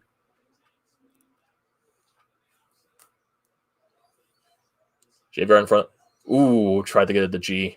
Get back, get back, get back. All Devils are pushing up on this play. Okay, no. I was going to say if you could have forced a turnover, you could have turned it the other way, but the Devils got back.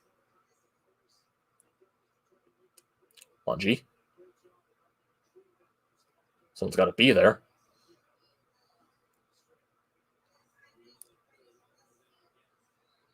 Watch out the forecheck.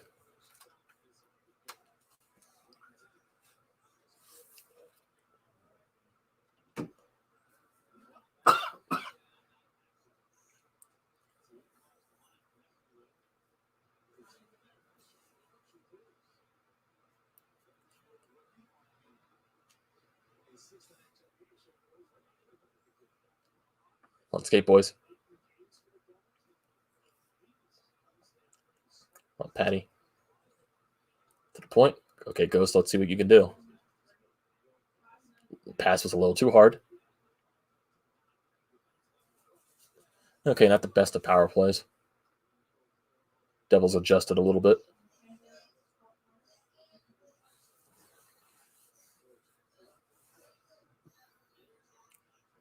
Come on, Patty. And he's offside. Oh, he's not. Yeah, this power play wasn't the best. I'll say that. Hopefully it doesn't give the Devils any momentum. Let's skate up.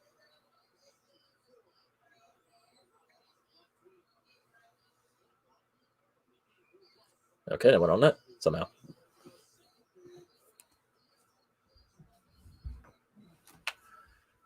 How is Ollie Lixel doing? I actually have no idea. Let me check that out, actually. Let's see. Ollie Lick.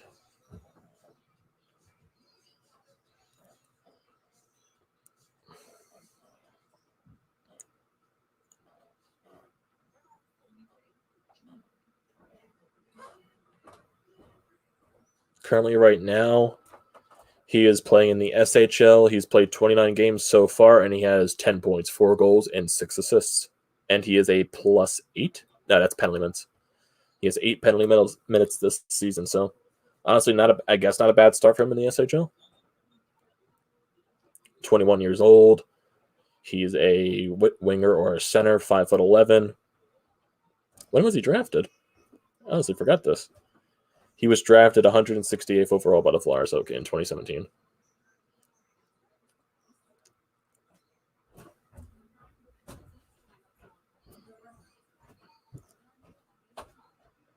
Oh. And here's some baseball news, something that the Phillies were tied in. Shortstop Andrelton Simmons and Minnesota Twins are on agreement to a 1-year deal worth $10.5 million. So I guess that means the Phillies are just going to go after Didi Gregorius, hopefully. Because I know the Phillies, they're trying to look for a short-term deal on shortstop because there's still many holes that they have to fix in that lineup, especially in the infield.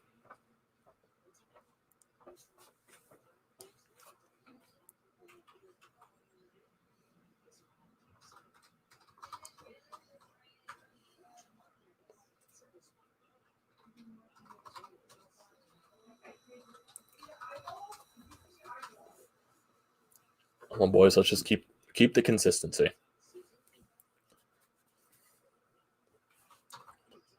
Win this face-off in the offensive zone. Walton kicked out. Farabee to the face-off, and the Devils just got kicked out. Well, drop the puck. Oh, you won the face-off. Cool. Put a shot on net. So AV is doing what he did say in the press conference, because when you have Ghost in the lineup he hasn't played in so long, there's a penalty on the Flyers, it looks like. And the Devils just scored. How'd that trickle by, Moose? Well, Mark, I think it's your time to leave. Yeah, that was a softie.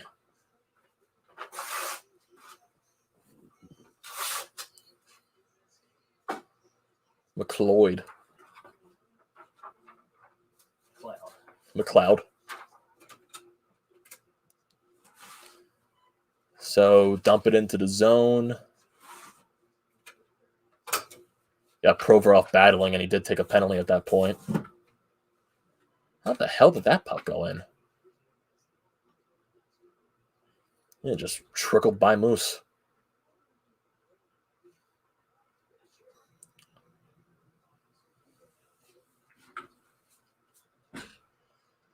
Oh, boys, recover from that.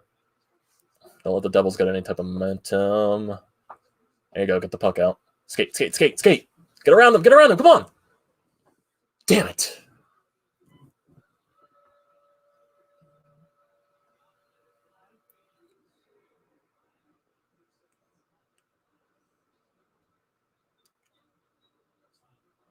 Oh, wide open in the slot. He tried to tuck it in. Come on, help your goalie out.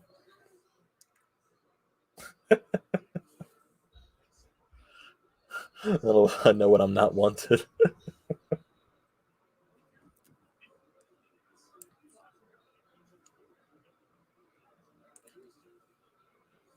On skate.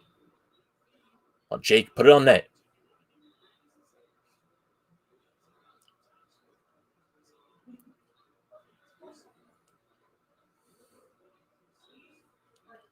Get back there.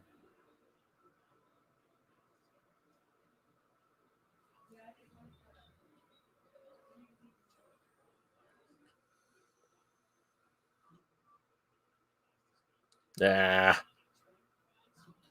little bit too crampled in the zone. He got it for 1-2 for the Devils. Play it good. Yeah, Ghost played that good. There you go. Let's skate it up.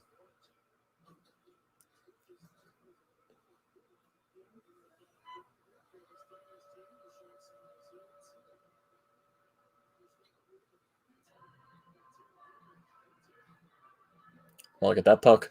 Bring it up. Get out of the zone.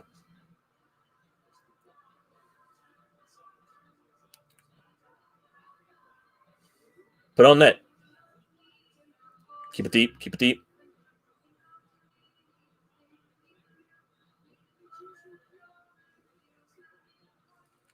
On net. Ooh, almost.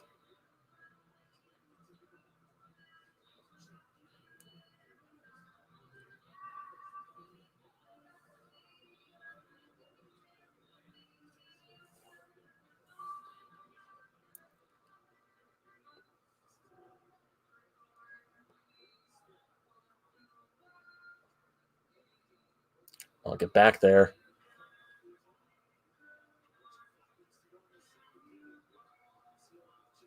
The Flyers are outshot shooting the Devils, which is nice, but just need to keep their pressure off. Get out of this period. And a little bit of an insurance goal would be nice.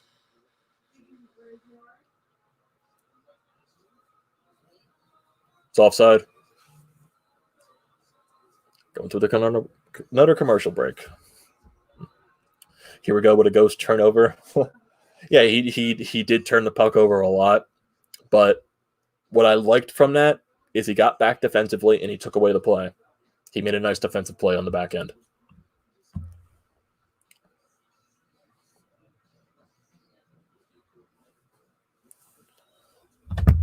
Yeah, just wish that it's just one of those greasy goals that just trickled by Elliott. Don't even know how it did. But you just can't let that hurt you. Can't let it affect you.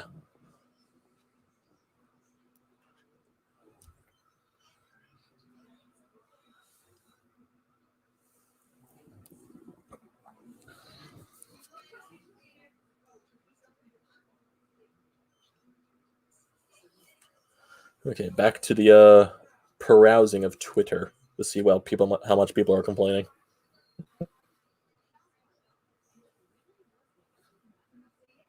Yeah.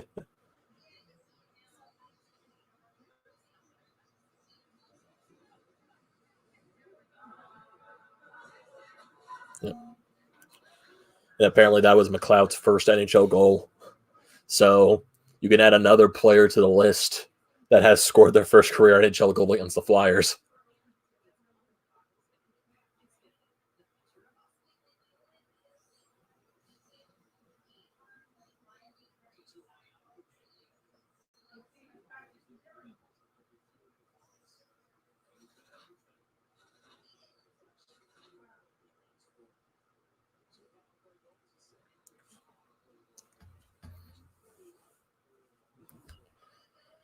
.31st career multi-goal game for James Van Riemsdyk.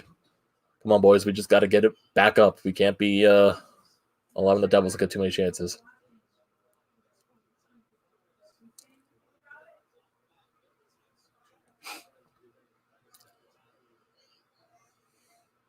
Oh, get in there, forecheck. Get over there.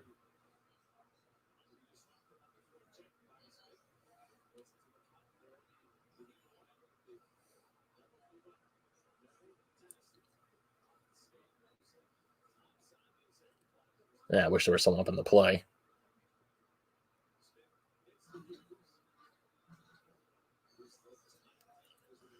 Yeah, that's not a penalty, please. Okay, it isn't. Let's get up. There you go. Get it in deep. Skate in there, Joel. Now you're at the end of the shift, but just try to get the other guys out there.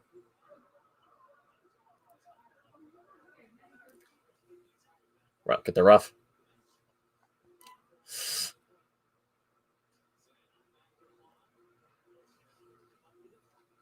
Come on, help him out. Help him out. There you go, Nick. Why was no one there?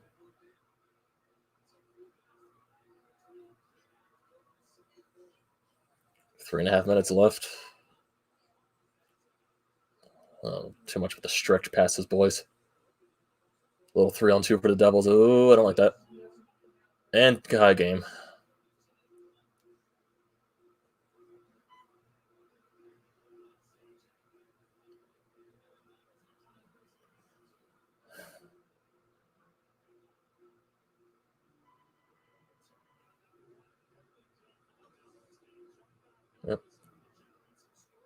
Yep, that went off Zajac.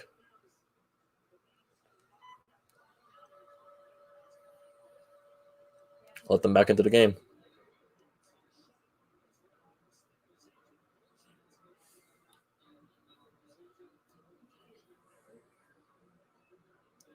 So that's another two goal blown lead.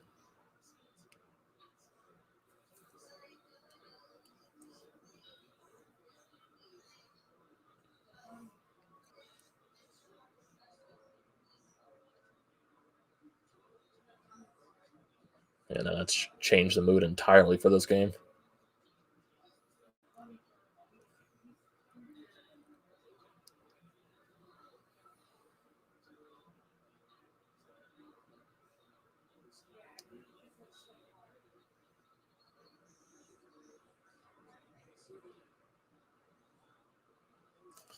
Yeah, after that one penalty kill the Devils had, you just saw the momentum ride for them.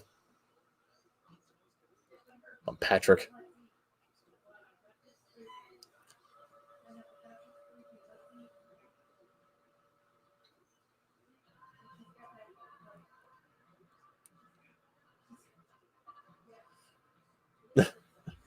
Mark's saying he's out. Sorry, guys.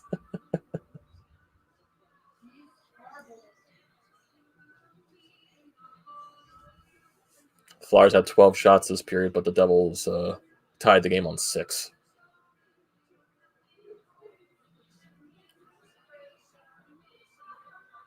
Yeah, Devils are riding the momentum right now.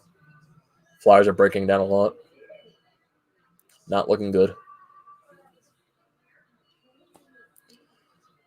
Yep, that went off Zajac. What, that got 5-hole? Yeah, nothing Ellie could do there.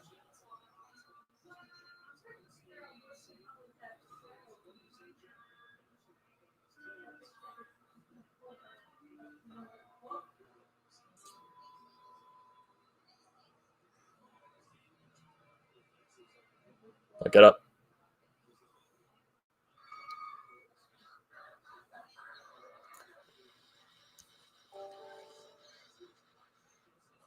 Well, I guess, Steve, you did call it. You did say the Flyers were going to blow this lead.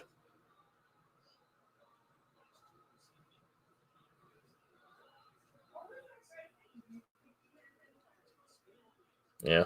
Devils are running all over us right now.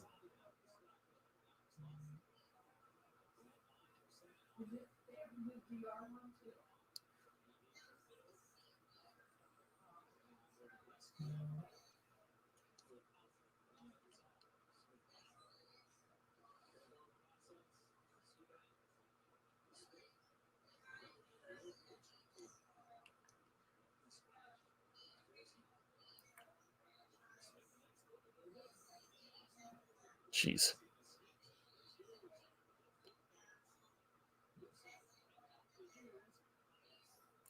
Devils have way too much momentum right now.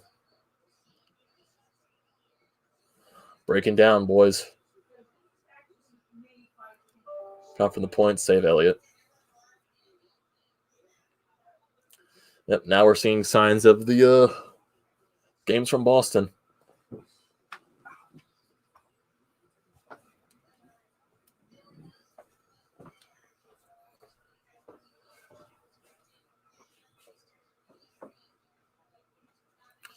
It's just incredible, like how much they broke down after that one power play.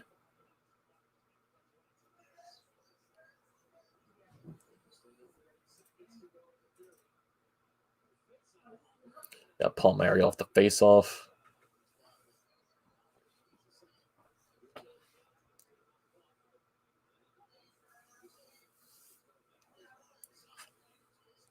Oh, gee. Jeez. And now they can't get one by Wedgwood.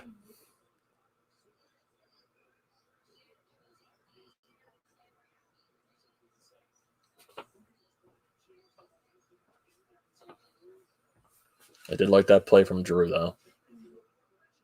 Yeah, Hayes didn't get all of it.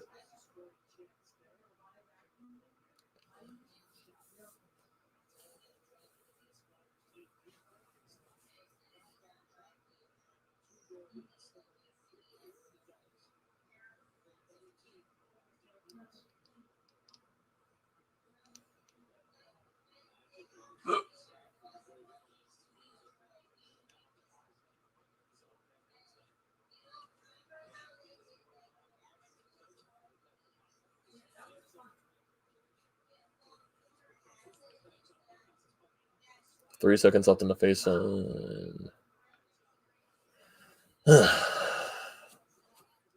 had a 2-0 lead to start the period, and then you blew it. Not a good ending. So basically, this period was the opposite of the first. In the first period, the Flyers had a bad start, and then they ended it good. They had a good start this period, and then they ended it bad. Not good enough. Not good enough.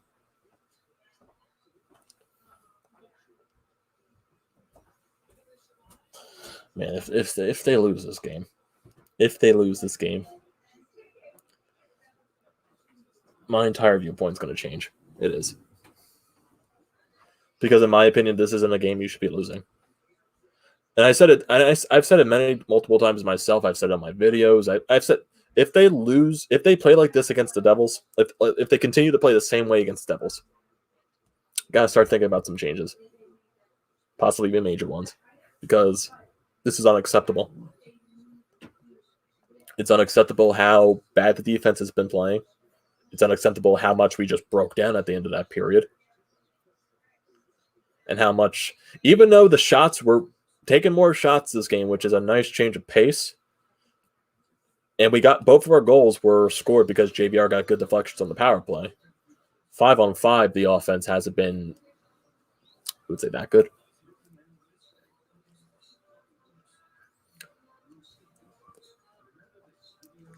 And just like say if they lose this game, oh, they play good. Oh, they had moments where no, they blew a 2-0 lead once again. You can't be doing that.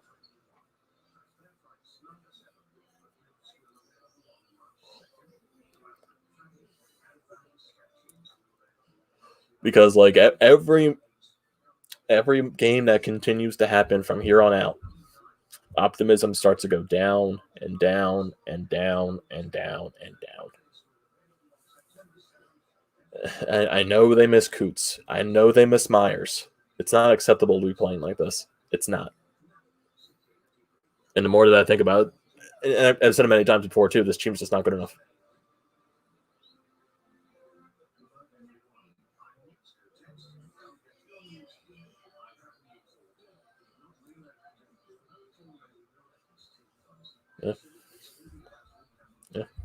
Yeah, those guys got to be better. Got to be better.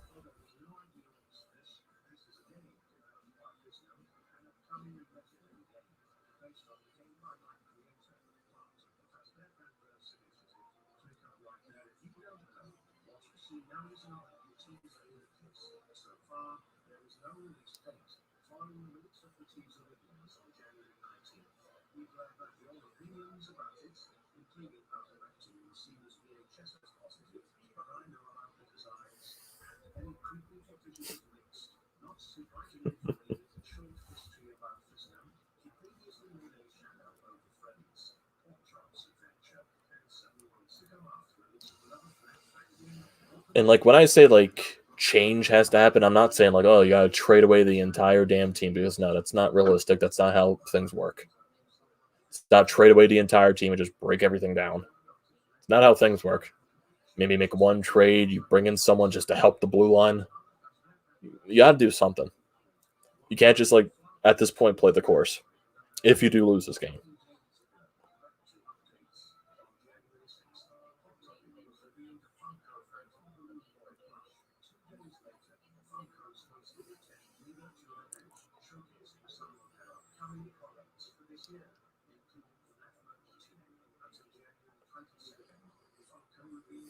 It's just like, yep, yeah, way too many plays at the blue line.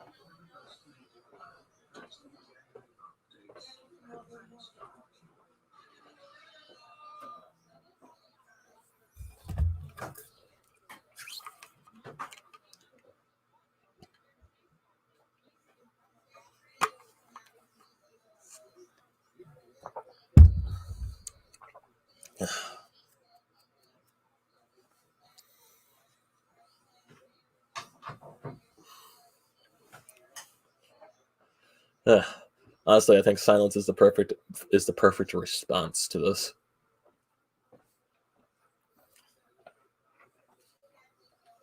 Just not good enough. I mean, like, if they continue playing like this, what do you even think they have to do?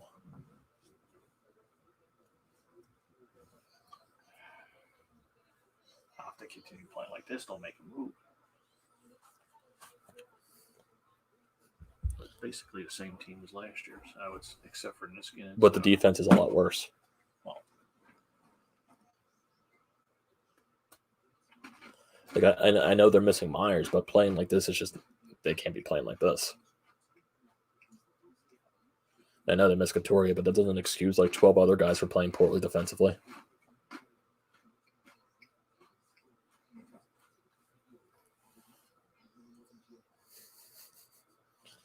Yeah, Chris Coyle, I wish I had your optimism going into this period. I really wish I did. Booing is the perfect response. Channel my Chris Mayer playthrough. What is with you in saying Chris Mayer froze plates at the TV, man?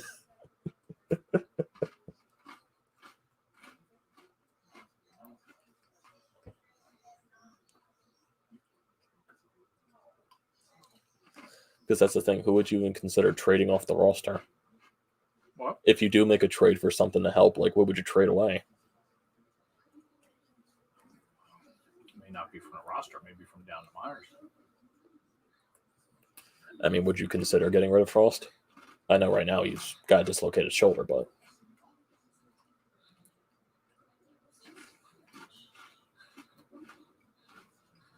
Well, So according to who you get back, Mm. it's a player you're going to have for a while.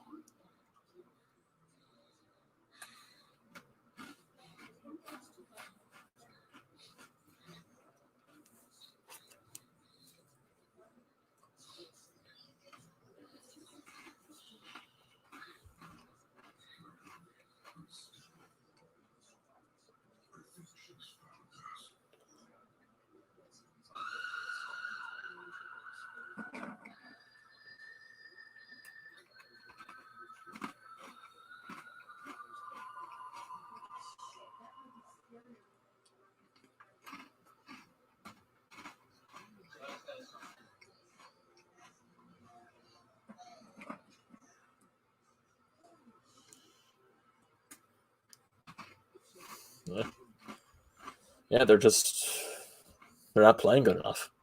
I understand the frustration. We're all frustrated.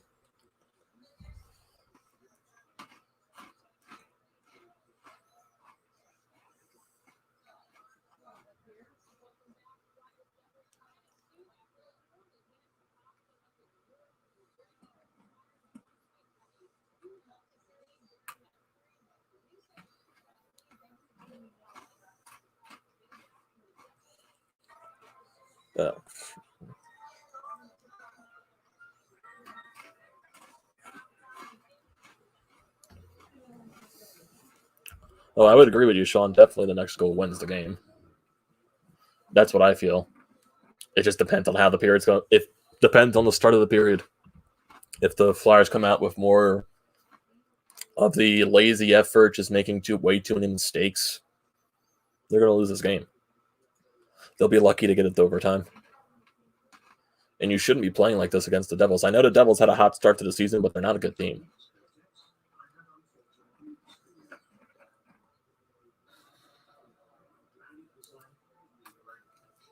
Like, yeah, that one goal Elliott let up, he shouldn't have let up.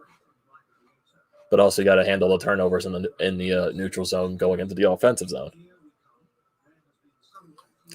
They just need to. I don't even know. Like, you can always just say play better, play better, play better, but like, how much more do you have to say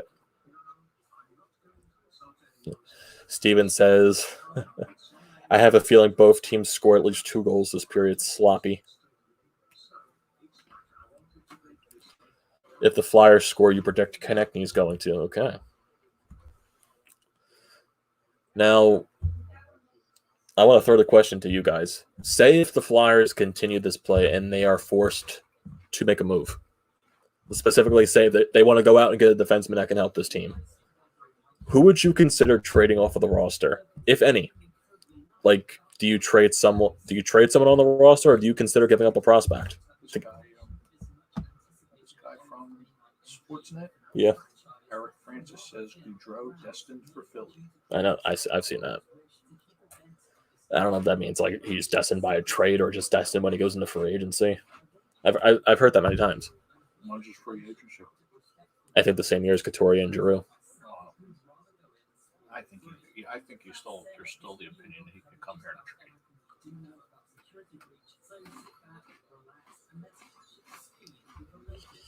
It's weird that you say that too, Sean. They've been getting a lot more chances in this game too, and that's the funny thing. But yeah, both of their goals were scored off the power plays.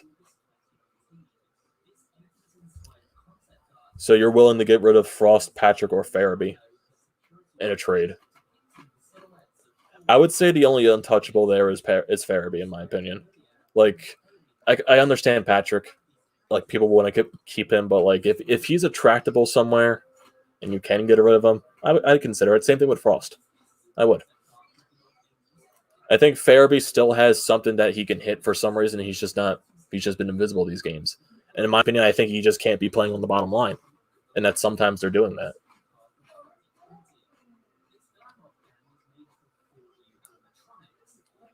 Like in that first game that he had against Pittsburgh, where he scored 4 points. I'm not saying he's going to be a guy that scores 4 points consistently every night. Like if you put him in a top role with good enough players, I think he can find a way to produce consistently. He's just got to be put into a position to succeed. I know the Flyers in the past, like so many years when they draft people and these prospects comes up, there's not really that one guy that comes up and showcases what he can actually do. Like it always takes forever for him to develop into something. Yeah, the Flyers have lacked getting a prospect like that for so many years. You can honestly say the last prospect to even do that is Hart, to come up and actually like shine. And they were forced to bring him Hart because of all the goaltending injuries. And then what would you say about guys like, I think Provorov did fine in his first season. Konechny, not as much, but then he started to break out a little bit in the second season. Then who would you think before that? Like really, I guess no other prospect really has shined. I think Sanheim's getting better and better as the years goes along. This is Myers' like what, second full season? But yeah, the Flyers definitely have lacked that prospect that just comes up and makes a difference. I would agree with that. I mean, that's what, and I guess that also what happens when you consistently draft like in the mid to low parts of the first round. Like even during Hextall's time when they had their highest pick was Patrick, but that was a really weak draft. And I know people want to say, oh, but Elias Pettersson, Cale Makar, and Miro Heiskanen and stuff like that. When the Flyers were entering that draft, they were going best available. Patrick going into that draft was expected to be the first overall pick. The Devils didn't take him. They took Hischier. And Patrick fell to the Flyers. The Flyers want to make a risk and pick someone else lower on the board. Pettersson wasn't expected to go till later in the draft in that first round. Vancouver took a hit with it, and he's flourished ever since. Like that's just luck right there by Vancouver. Flyers better find a way to win this sucker in regulation. You cannot continue to piss points away in this shorthanded season. Yeah, you can't. Every point is important.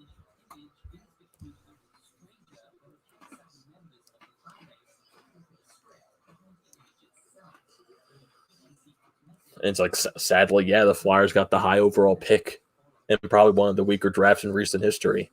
Imagine if they got the second overall pick when Matthews and Laine were in that draft. I think the Flyers had like a 20-something overall pick during that year. I mean, they had a good overall pick at the year of the McDavid Eichel draft, and they got Provorov with that 7th overall pick, so I'm fine with that. And it's just like, sadly, they got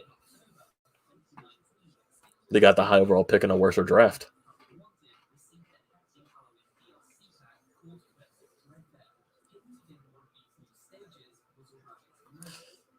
And then you look at after the Patrick draft, they drafted Farabee, and they drafted Jay O'Brien too, which, yeah, Jay O'Brien's having a good college career right now, but yeah, currently right now he's not eating Swedish fish. He's eating pretzel nuts, I think. Yeah, no Swedish fish tonight.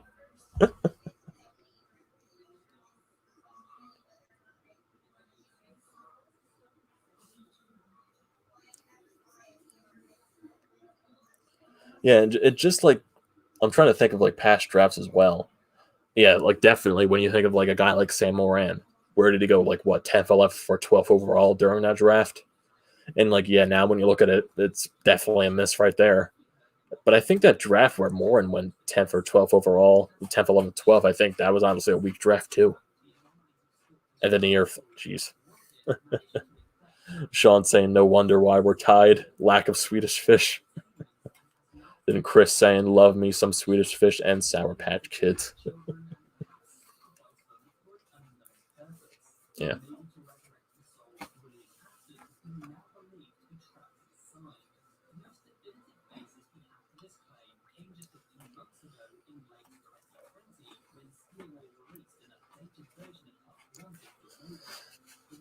It's like in talks of like trading guys like prospects and stuff like that. Yeah. Like, yeah, I am willing to get rid of Frost. Like if he can get you something that can really help this roster right now, I'd be willing to trade him. I would. It's not even a knock on Frost either. I think he still has potential in this league. It's just sadly he's been very unlucky, and he wasn't going to make this team because of how deep they were.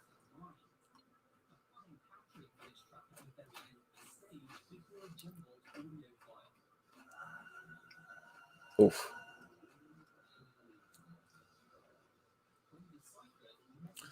And it kind of just sucks to see when you have teams in your division that are getting these high overall picks, like the Devils and the Rangers, that are getting first overalls, second, third overalls, and all that stuff. And you get the Devils getting the higher overall picks when there's like a franchise changing picks in the draft, like Jack Hughes, and then the same thing for the Rangers when they get Alexis Lafreniere. It sucks to see stuff like that. Even the same thing you could say with the Hurricanes when they got Svechnikov.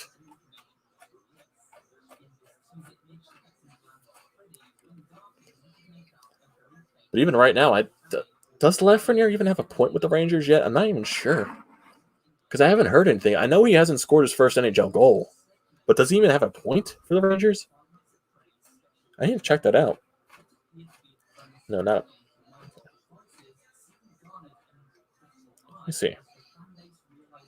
Stats. No, he has no points. No points in 5 games this year for the Rangers. Yeah, so Laffy, he's kind of struggling coming out of the gate as well. And I think there's some people from this draft that haven't been. I know Byfield for LA. I think he's playing in the. I think he's not even on the roster. So I think they're saying he's most likely going to be playing in the AHL. So it's just like, oh wow, didn't expect something like that. I know Stützle for Ottawa, he's playing for them. I'm not sure what other picks are playing for their teams currently though.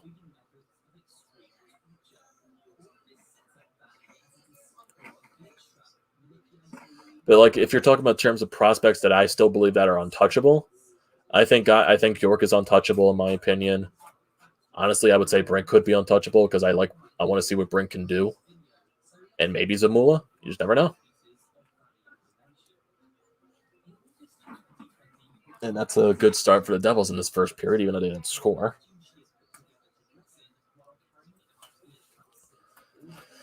Flyers need to come out of this period with need to find a way to win.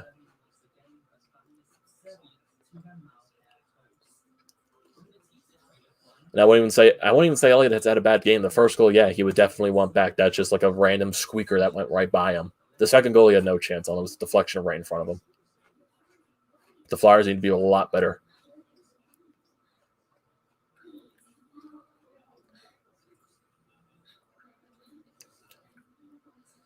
And I know with some people, they want prospects to come up here and they just want them to make a difference in the franchise, which I understand that too. But if you look at a guy like Jack Hughes, last year, first overall pick, came into the Devils instantly, and he struggled. He struggled coming out of the gate, and he didn't really have that best of a season, for a first overall pick standpoint. But look at the way he came into this year, and the way he jumped out of the gate. He's been really good for the Devils. So there's definitely points where you gotta have patience with prospects, but I can understand the Flyers fans' impatience for prospects that come up and they don't make a difference in the first year or so, which I can really understand that.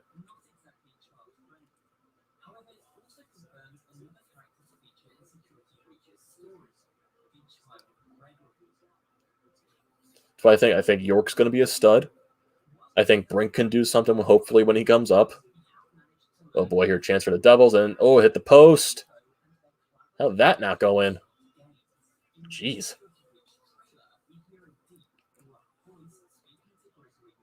How the hell did that puck not go in? Yeah, not a good start for the Flyers.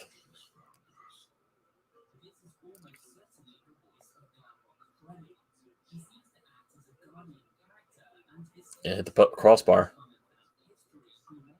How does not go in? She got Hayes and Moose in the crease.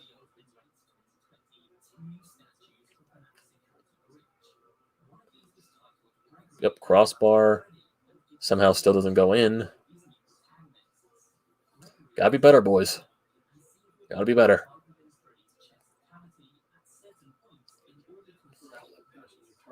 I know. Yeah, their outlet passes are terrible.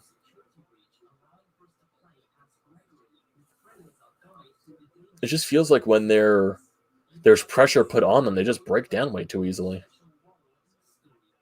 And that just goes to show you how worse the defense is this year.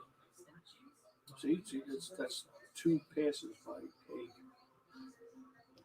that try to outlet that didn't go anywhere. Mm-hmm.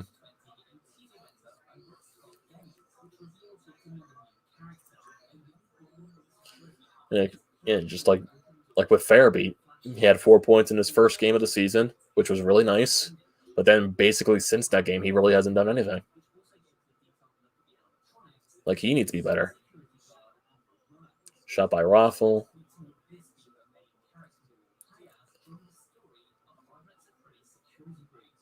It's offside.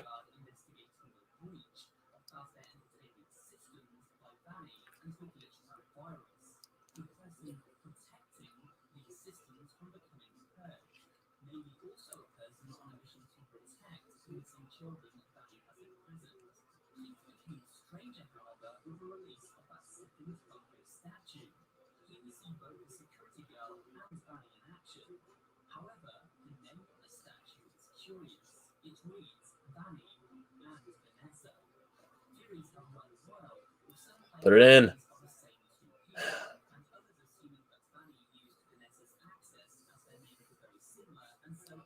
So both key chances for both teams on both sides.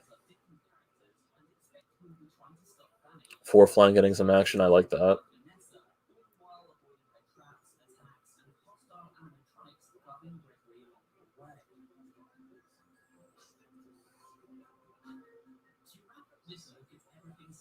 Yeah, that pass by Raffle was broken up. And Butterman still got a chance off that.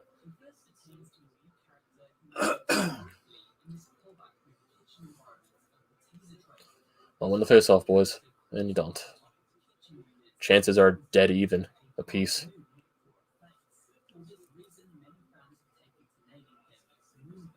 Nice save, Moose.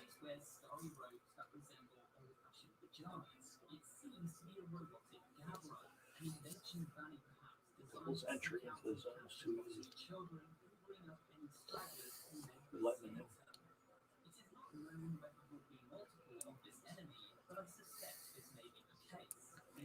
And of course, like the one season I can go to at least a game as a media member, eventually it's not a good start to the season.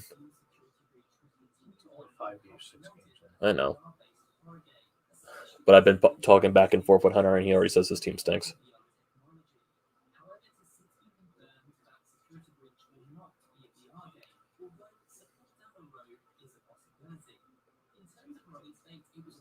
Oh, boy. Oh, boy. Well, geez. And at the post again.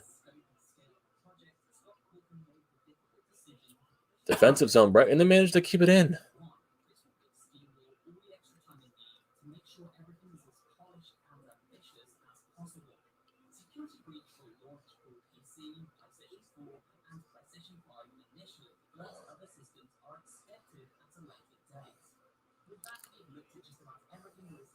Come on, go set. Oh, my goodness.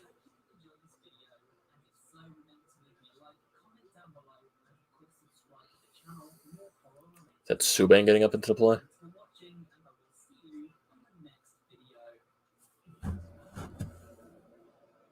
All their clearing passes don't get out of the zone. Nope.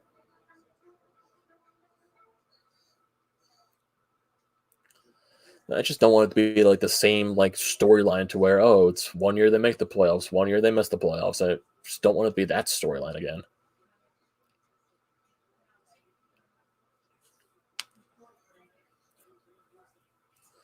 Because everyone had this team as cup contenders coming into this season, and now the way they're playing.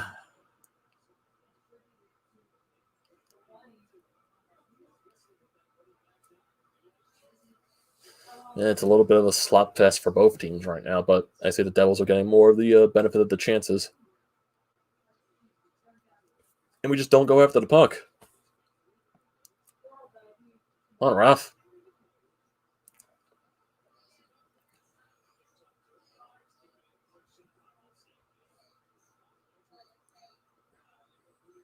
And look at the Devils in transition. It's way too easy for them.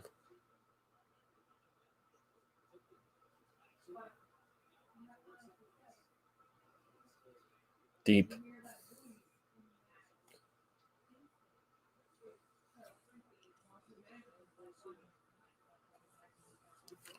I know with the Devils this season, a lot of their games have gone to overtime.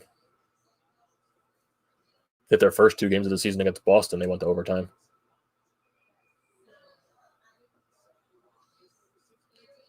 Yeah, first commercial break.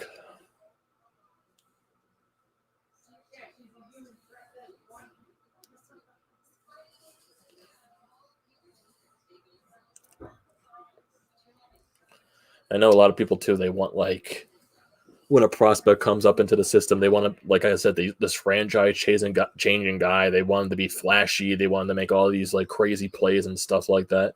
Like in the mindset, that's not realistic. But like, yeah, there's like those few prospects that do come up and make a major difference to the team.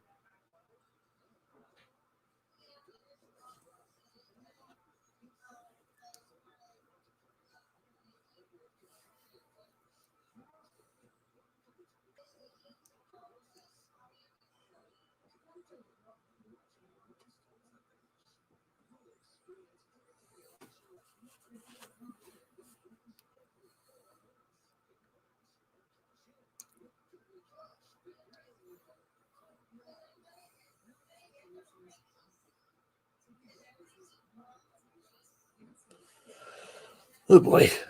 What are your thoughts, everyone? Thoughts on this period? I want to hear them.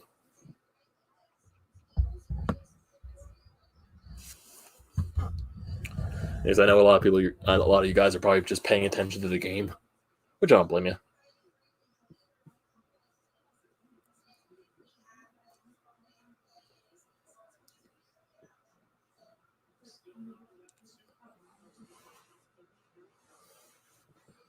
The turning point of the game.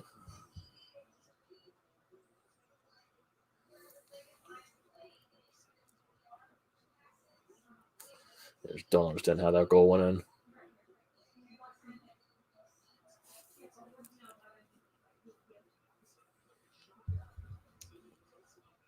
Come on, boys.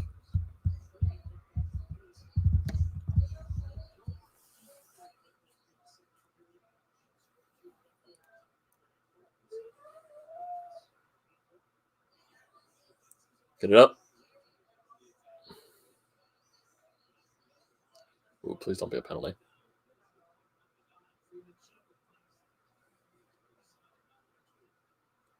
On forecheck, there you go. How do you not get that puck up? Just don't understand that. You turn the puck over, then you turn it over again. Well, get in. On G. On. Oh.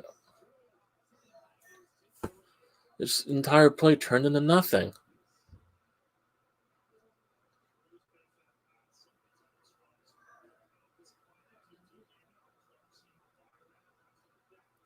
On skate, TK. Put it on net.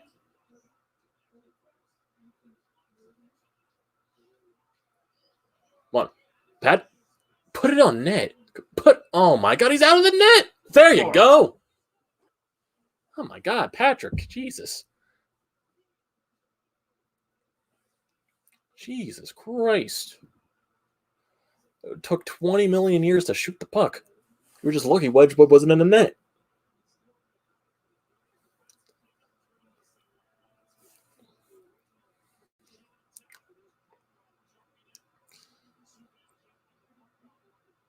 Oh my goodness.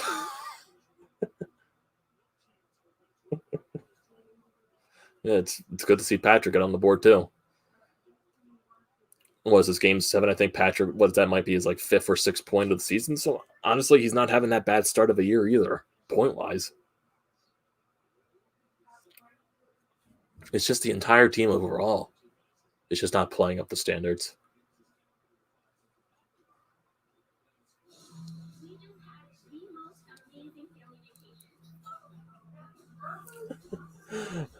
I swear we can only score when Provorov's on the ice. There you go, Patrick's second goal of the season.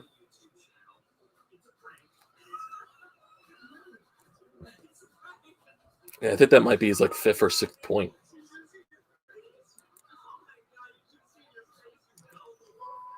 Come on, boys. Let's just shut it down the rest of the... Okay, then you ice the puck. You win the faceoff, then you clear the puck down the ice. I don't understand that.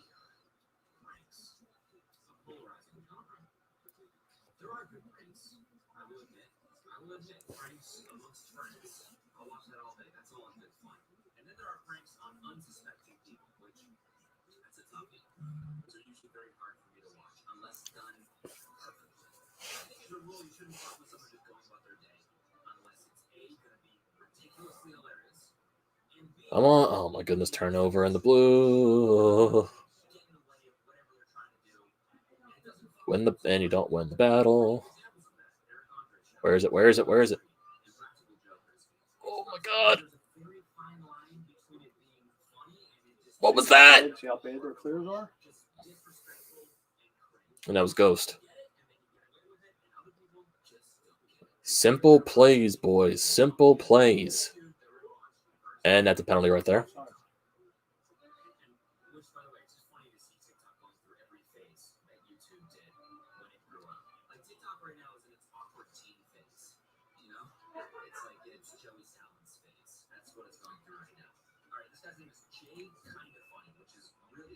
Was that offside?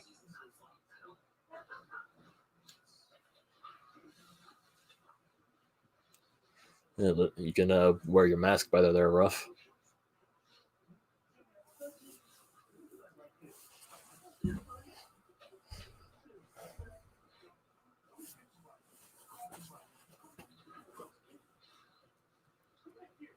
Come on, boys. Find a way to shut it down. 25 shots to the Devils' 21. We are out shooting them, which right now it's the first time we've been out shooting a team this season, but there's still way too many mistakes.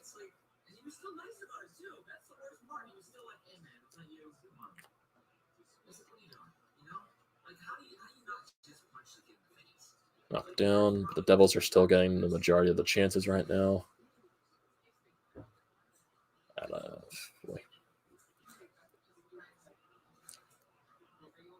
I thought that was going to be a penalty right there.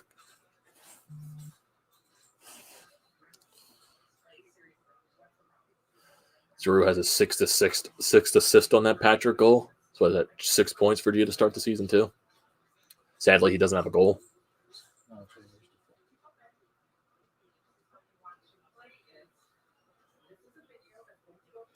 I'll get there. Why are we going back that way? Can't handle the forecheck. You just scramble in the run zone.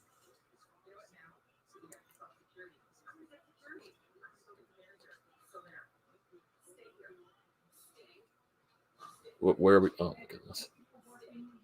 It feels like we're like too clunked up together. It's like one guy goes one way and there's a guy like 2 feet right behind them.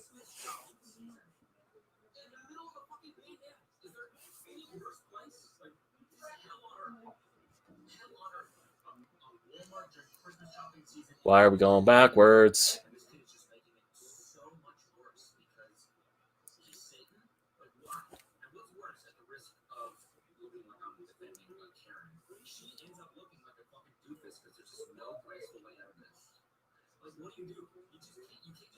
See how he just gave it away? Yeah.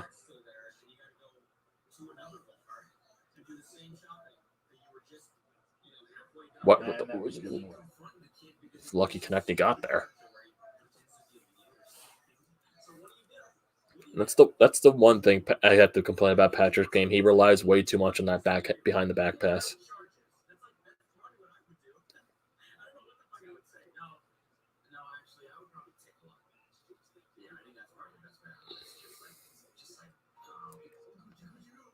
Get it up, Jake. Well, JVR, do something. Damn it. On Hayes, got it.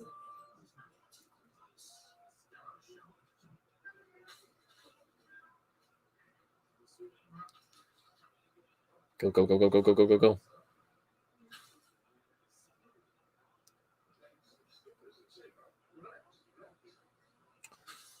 Our breakouts are just terrible.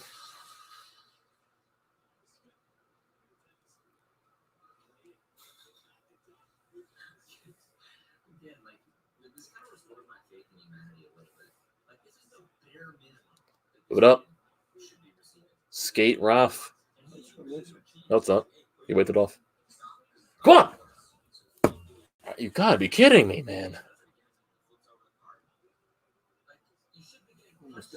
Yeah. The puck was bouncing too.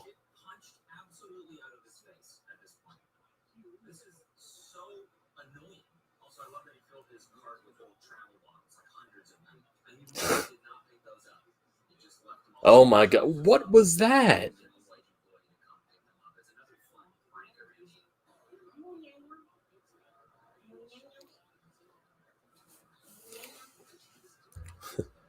Since the Flyers scored, Steven let me back into the party.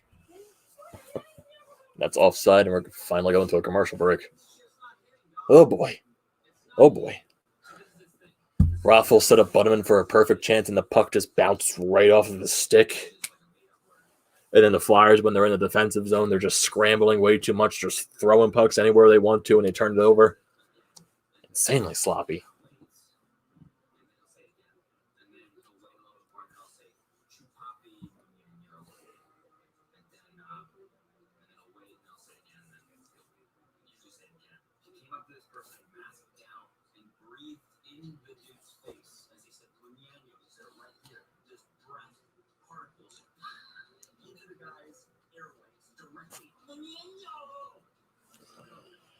How are we feeling, boys? A little frustrated, a little just nervous? Like, how are we feeling? How are we feeling? Because, oh my goodness.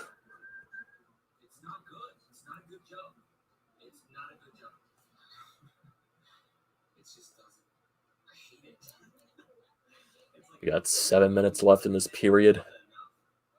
Try to finish it off.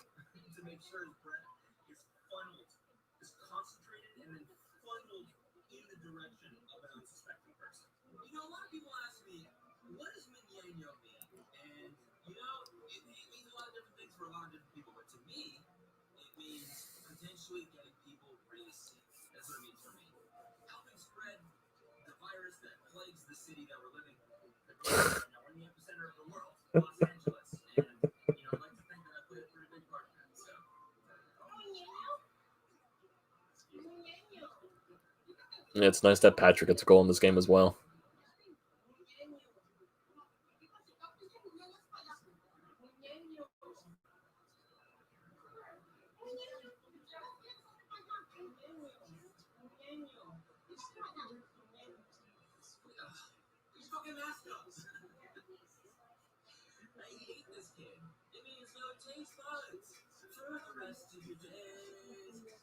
Come on.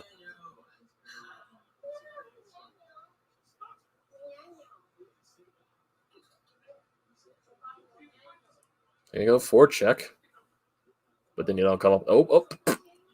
Put it in! There we go, Farabee! There you go. Turn the puck over. It turns into something nice.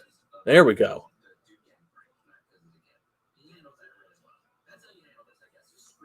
Farabee definitely needed that. You know, Lawton and Farabee forechecking. Lawton takes the puck away, and then Farabee cashes it in. I like that. Yeah, pressure Subban.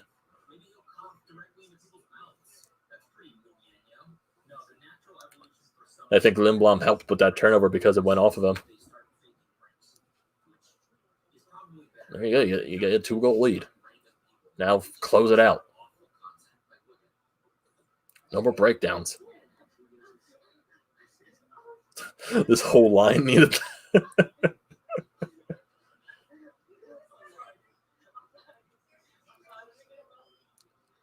Look at the puck.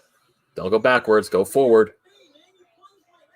Let's get up, G. Come on. Skate, G. Get around them. Whoa, penalty. Flyers going back to the power play.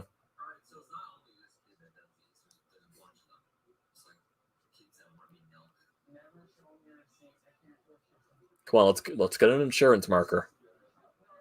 He just strong the power play. He maybe oversold it a little bit, but he got the penalty.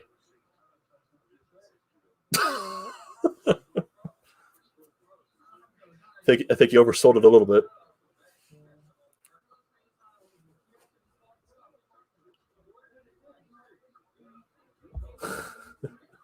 Yeah, Chris, you can't miss games, man.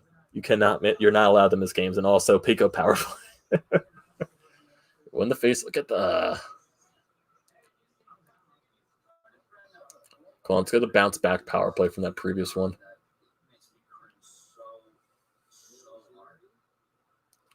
Come on, can't be playing with it in our own zone. Come on, boys, bring it up. Let's go, Hazy. Skating into each other, though.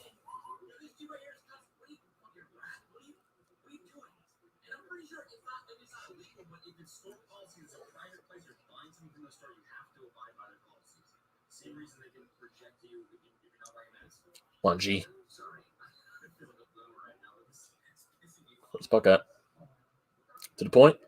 There we go. Now we could set it up. Just don't fumble it with the point so much. On net. Trying to get JVR that hat trick, I see. There you go. Win the battles. Someone lost their stick. On net. Come on.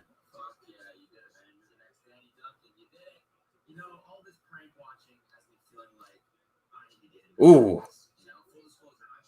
It's a nice setup there. I like that, though. A lot more pressure on that instant of the power play.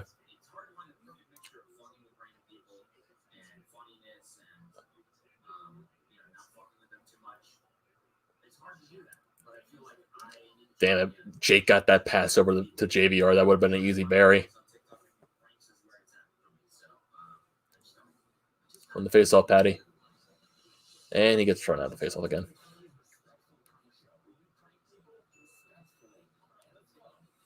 On the face-off. And you don't. Forecheck him. Come on. Get that. Get that.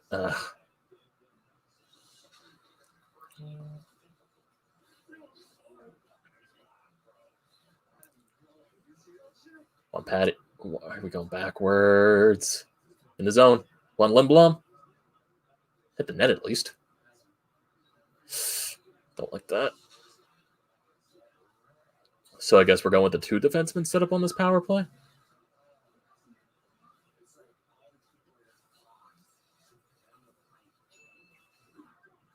Keep that. Oh my god. Yeah, it looks like they're going two defensemen set up on this on the second power play unit.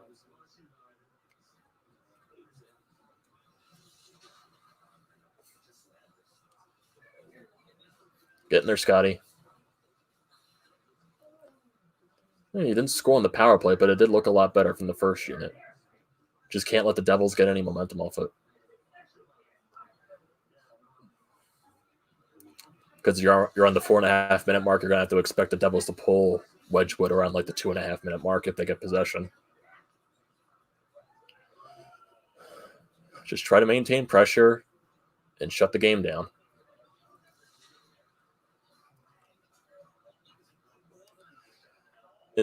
Are there Wawas in that part of New Jersey that they advertise it?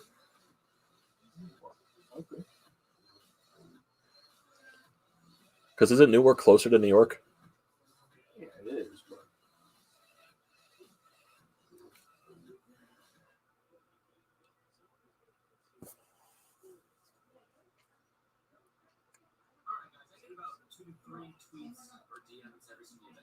Well, don't let them get around you. Was that Pump? Who was that? Whoever 20 is.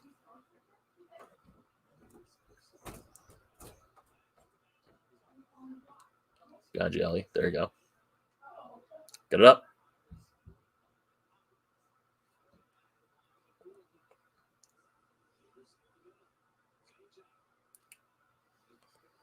It kind of looks like they're going back to that 1-2-2 setup, but I can't really tell at the same time.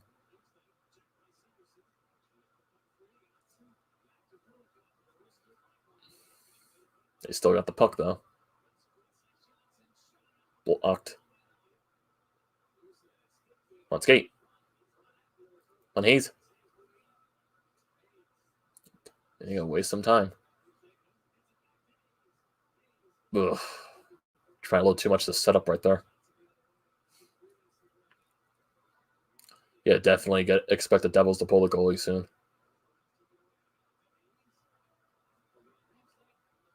And they keep it in the zone. We got it back. You can't get it out again. Oh, they did empty the net. Get their JVR. Hat trick. Oh, Hayes tried to get it. On Proby battle.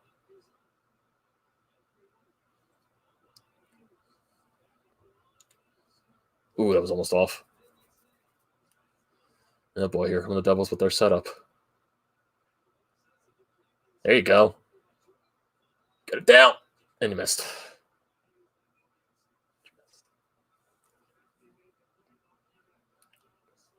Hayes has been out there for a while.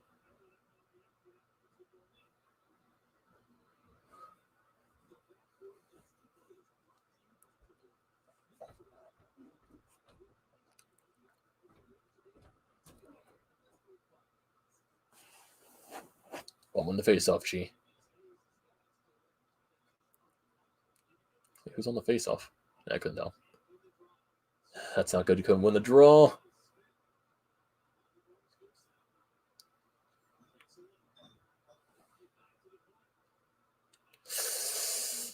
Oh, boy. Yeah, some of our guys are gassed out there. Need some type of... Come on, force a turnover. Force a turnover. Come on. Get out, get out, get out, get out. Ah, that went off as G. Get it out. It's another icing. Go in. Who was that? Is that Provorov?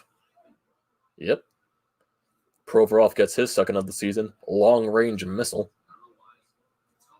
It's a 5-2 game, and that's most likely going to be your score. Blocked by Provorov, and he just dumps it.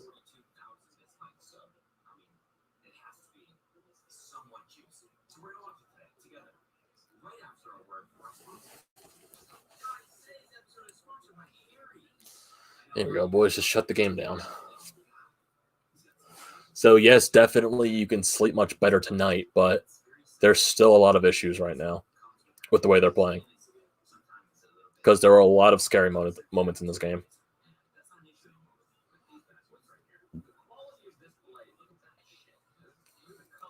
Elliott kept you in the game. He made some big saves. And they just scored. How'd that go in? Oh, boy. Wonder if the Devils get possession, they pull the goalie again. Zaka.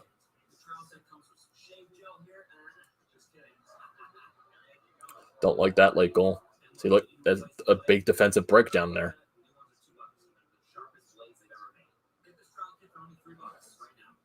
Puck just scrambling for there. No one can get it, and he just puts it right by Elliott when he didn't notice. Typical Pavel garbage goal, Saka. Yeah, the Devils called a timeout, as expected.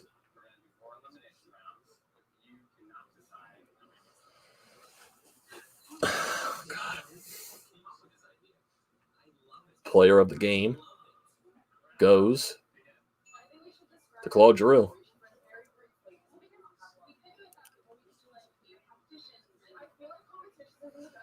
Did G have 2 points tonight? Yeah, he had 2 points. He had one on the second JVR goal, and he had one on the Patrick goal. G ranks 3rd in games, 10th in goals, 2nd in assists, 4th in points, and 2nd in power play points in franchise history for the Flyers. I don't think he's ever going to catch Clark. No, I don't think anyone is.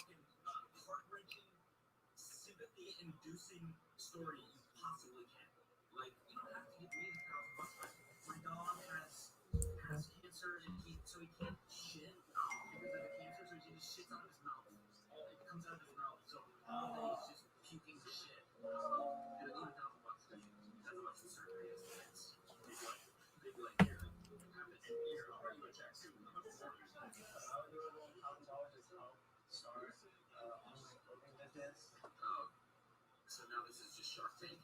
This is just high school Shark Tank now. That's what this is.